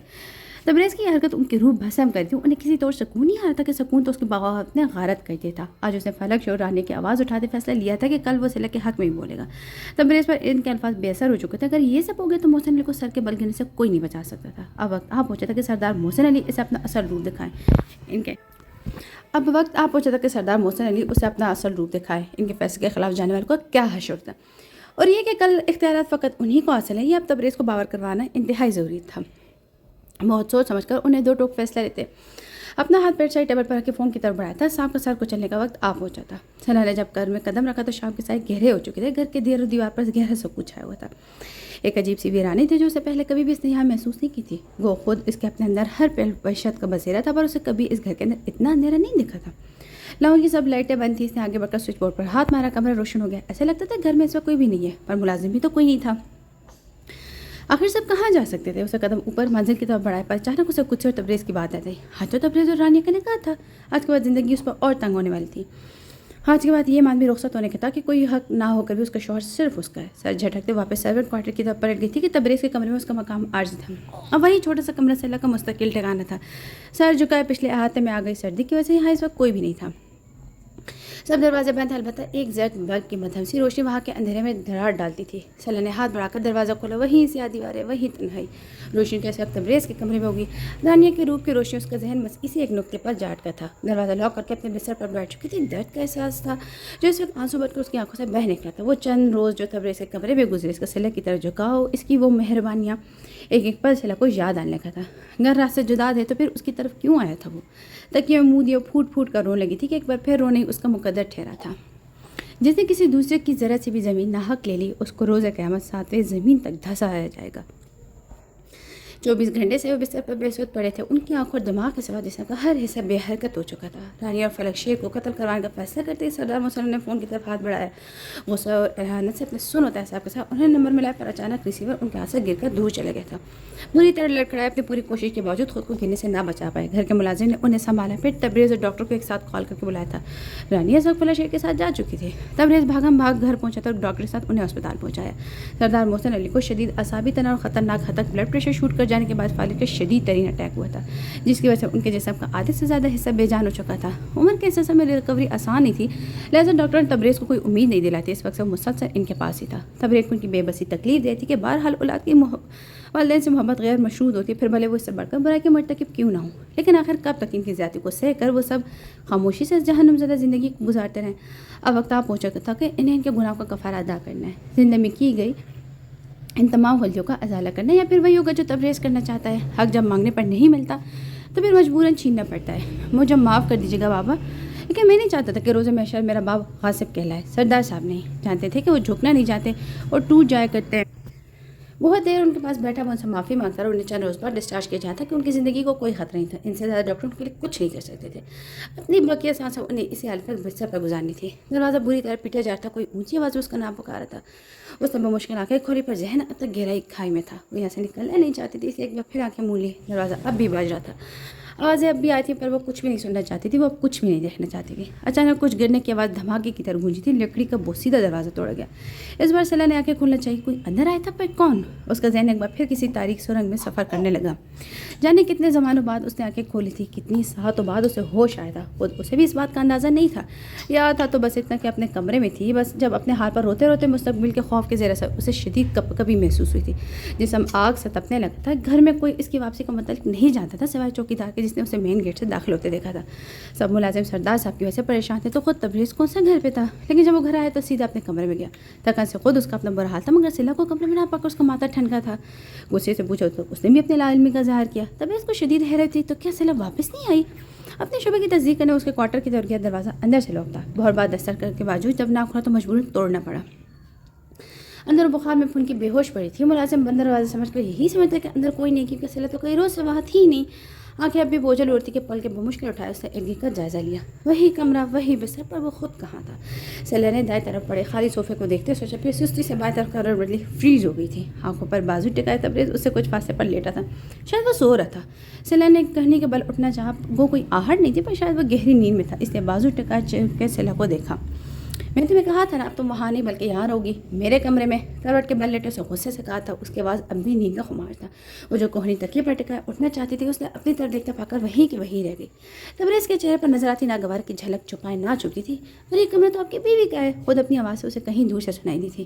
کیسا کہہ دوں کہ مجھے چھوڑ دیا اس نے. بات تو سچ ہے, مگر بات ہے رسوائی کی. اس لیے تو تمہیں یہاں رکنے کو کہا تھا. اسے چوہا تھا, کب سے تو جاگ رہا تھا. اس پر اسپتال اور بابا کی طبیعت کو لے کر الگ پریشان. باقی کسر سیلا نے پوری کر دی تھی. ذہن شدید بوجھل تھا. تو پھر رانیہ کہاں رہے گی, معصومیت سے کہتے ہوئے تبریز کی طرف دیکھنے سے گریز کیا. رانیہ میرے کمرے میں کیوں رہے گی سیلا, وہ تو بے ساختہ کہتے ہوئے ایک دم رکا. سیلا کا مسئلہ اسے اب سمجھ آیا. اف میرا اللہ, احمق لڑکی, کچھ بھی طے کرنے سے پہلے اس بات کی تصدیق تو کر لیتی. تبریز کو سیلا کا رویہ اب سمجھ رہا تھا. جانے سے پہلے اسے خود سے اور اس کی گفتگو سنتے اسی کے مطابق نتیجہ نکالا تھا. تبریز کو بھی اسے سچائی بتانے کا موقع نہیں ملا. پرسوں نے کہا تھا نا, دونوں کا. سیلا انگلیاں مروڑتی دھیمے انداز میں بولی. حضور آمنے سامنے بیٹھے تھے, ایک بیوی سنبھالی نہیں گئی اور دوسری شادی کر لوں. استہزائیہ ہنسی ہنسے اسے سیلا کو دیکھا. اس کے برعکس وہ اب بھی سنجیدہ اور ڈری ہوئی تھی, پر وہ بے سکونی جو اتنی دنوں سے تاری تھی, اس پل تبریز کے انکشاف کے بعد رخصت ہو چکی تھی. تبریز نے اسے اول تاخیر سب کچھ کہہ ڈالا تھا, رانی اور فلک شیر کی شادی سے لے کر سردار محسن علی کے موجودہ حالت تک. ہو سکے تو مجھے معاف کر دینا, میری لاپرواہی کے سبب ایک طویل عرصہ بڑی تکلیف میں گزارے تم نے. بابا کے غلط فیصلوں نے ایک ساتھ بہت سے لوگوں کو اذیت پہنچائی, پر قصور میرا بھی کم نہیں. لیکن اب میں اپنی غلطی کا ازالہ کروں گا. سیلا نے اس کے سنجیدہ اور پرسوچ چہرے کو دیکھا. تو میرے رشتہ کسی جبر کے تحت کیے فیصلے کی بنا پر گزارنے کی ضرورت نہیں ہے. میں پورے عزت اور مان سے تمہارا حق تمہیں دے کر اپنی زندگی اپنی مرضی سے شروع کرنے کا اختیار دیتا ہوں. تم جانا چاہو تو. بولتا بولتا رکا تھا. سیلا نے بے یقینی سے دیکھا. اچانک اس کا دل نکل کر مٹھی میں آ چکا تھا. اسے آپشن دے رہا تھا, زندگی سے نکل جانے کا آپشن. کیا ستم اس رشتے کے آغاز میں کسی نے اختیار نہ دیا, پوچھا. آج اس کے شوہر اس کی مرضی سے اسے چھوڑنے کا اختیار دے رہا ہے. اتنے سالوں سے یہاں ہوں, واپسی کا ہر در بند تھا, تو پر کٹے پرندے کی مانند آزادی کا تصور چاہ بھی ختم ہو گئی. اب سوچتی ہوں کہاں جاؤں گی. کچھ دیر سوچ کر لبوں پر ابھرتی زخمی مسکراہٹ کے ساتھ اس نے اپنی حیات کا تجزیہ کیا. کیا اس گھر میں واپس جا سکتی تھی جہاں اب کچھ بھی اپنا نہیں تھا. میکے کا وہ مان کہ کوئی ہے جو پیچھے اس کی راہ تکتا ہوگا, یا پھر اس کی تکلیف پر دوڑا چلائے گا. یہ احساس تو کبھی اس کے پاس تھا ہی نہیں. تو پھر اب اتنے سارے بات ماں باپ سے مل کر اس گھر میں واپس جا کر سوال لوٹنے کی چاہت ہی نہیں ہوئی تھی. تو مت جاؤ سیلا, مجھے ایک موقع دو ہمارے رشتوں کو سدھارنے کا. اس رشتے سے آزادی کی چاگر نہیں, باقی نہیں تو یقین مارو میرا وجود بھی لاشعوری طور پر اس تعلق میں جھک رہا ہے. چاہے ان چاہوں میں کبھی خود کو تم سے جدا نہیں کر پایا, ورنہ گئے دن میں بارہا سوچا کب تک یوں تنہا زندگی گزاروں گا. جب بھی شادی کے متعلق خیال آیا تو تمہارا تصور میری سوچ پر غالب آ گیا. تبریز نے آگے بڑھ کر ان دونوں کے ہاتھوں کو اپنے ہاتھوں میں لیا. سیلا نے پہلی بار اسے اتنا جذباتی ہوتے دیکھا تھا. اس کے ہاتھوں کی تپش روح تک سفر کر رہی تھی. وہ اس کی آنکھوں میں دیکھ رہا تھا, اس کے دل پر دستک دے رہا تھا. جب بھی کبھی میرا دل دکھتا تھا, مجھے تکلیف ہوتی, میں دل میں آپ سے شکوہ کرتی. ہر بار مجھے آپ سے نفرت کا احساس ابلتا محسوس ہوتا کہ میری ان تکالیف کا سرا آپ کی ذات سے جوڑا تھا. آپ کو ٹھیک سے دیکھا تھا نہ ہی کبھی بات ہوئی تھی, بس کچھ سیامائی اکثر آپ کے متعلق بتاتی تھی, لیکن میرے ذہن کے پردے پر ابھرتا خاکہ آپ کی شخصیت اور آپ کی باتوں سے الگ تھا. یہ وہ باتیں تھیں جو وہ تنہائی میں خود سے کیا کرتی. ہر بار اپنی تکلیف میں آنسو بہاتی. اسے اپنے گھر والوں کے اس شخص سے شکایت ہوتی جس نے اسے بائیمانی بندھن میں باندھا تھا. وہ نہ نبھانا چاہتا تھا اور نہ چھوڑنا. سیلا کا وجود ہوا میں معلق تھا, جس کے پاس کھڑے رہنے کو زمین تھی اور نہ ہی چھت کا آسرا. مجھ سے نفرت مت کرنا سیلا, میں خود محبت کے لیے ترس رہا ہوں. میں بلتی التجا بن کر زبان پر آ گئی تھی. تبریز نے اس کے ہاتھ کی پوچھ کو لبوں سے لگاتے کہا. جس دن آپ نے پہلی بار میرے زخموں پر مرہم رکھا, میں ماضی کی ہر تکلیف بھول گئی. دل نے سوچا کو ساتھ ہو تو اس جہنم میں 100 بار جلنا قبول ہے. سیلا کے لیے چل ہی دنوں میں پوری زندگی سے بڑھ کر تھے. لاکھ کوشش کے باوجود دل اس کی طرف مائل تھا. ساتھ ہی یہ خوف بھی کہ جانے وہ کب وہ راستہ بدلے. رانی سے شادی کی تلوار تو اسی راہ سے سر پر لٹک رہی تھی. اول تو میرے ہوتے ایسی نوبت نہیں آئے گی, اور اگر تکلیف کا کوئی پل آیا تو دونوں ساتھ مل کر گزاریں گے. مجھ پر یقین رکھنا سیلا, یہ دل کہتا ہے آپ پر آنکھیں بند کر کے یقین کر لوں. تبریز نے آگے بڑھ کر اس کی بند آنکھوں پر اپنے ہونٹ کر دیے تھے. بابا کو معاف کر دینا سنا, آنے والے دنوں میں انہیں میری اشد ضرورت ہے. یہ گھر میں نے رانیہ کو دے دیا. ہم شہر چلے جائیں گے بابا کے ساتھ, وہیں کا علاج بہتر ہو سکتا ہے. پتہ نہیں کتنا حصہ انہیں اذیت ناک حالت سے گزارنا پڑے گا. تمہیں کوئی اعتراض تو نہیں؟ سیلا نے نفی میں سارے لا دیا. خوشی, دولت, جائیداد اور گھر کے محتاج نہیں. دل کا سکون ہوتا ہے جو جھونپڑی میں بھی حاصل ہو سکتا ہے اگر آپس میں محبت ہو, پرواہ ہو. ان دونوں کے درمیان محبت نہ صحیح پر نکاح کا مضبوط بندھن تھا. رشتے کی سب سے خوبصورت دوڑ میں بندھے اب انہیں اس تعلق کو بھی حسین بنایا تھا. آپ فکر نہ کریں، میں سب کو معاف کر چکی ہوں، آپ کی ہر پریشانی میری پریشانی، آپ اکیلے نہیں ہیں۔ وہ عورت ہی صبر و شکر کی مٹی سے تخلیق کی گئی، محبت کی بیل سے پروان چڑھی، ہر زیادتی پر درگزر کا حوصلہ رکھنے والی۔ اس بہادر تو شاید وہ بھی نہیں۔ بے شک اچھا جیون ساتھی کسی نعمت سے کم نہیں ہو، اس کی صورت اسے انجانے میں صحیح لیکن ایک بہترین ہم سفر ملا تھا، جس کے ساتھ ماضی میں ہوئی ہر ذاتی کے رسالہ اسے اپنے بہترین سلوک محبت سے کرنا تھا۔ تبریز نے اس کا سر اپنے سینے پر ٹکایا، خود کو پرسکون محسوس کیا، چلا کو لگا جیسے صدیوں کی تکانی سے ایک پل میں رخصت ہو گئی تھی۔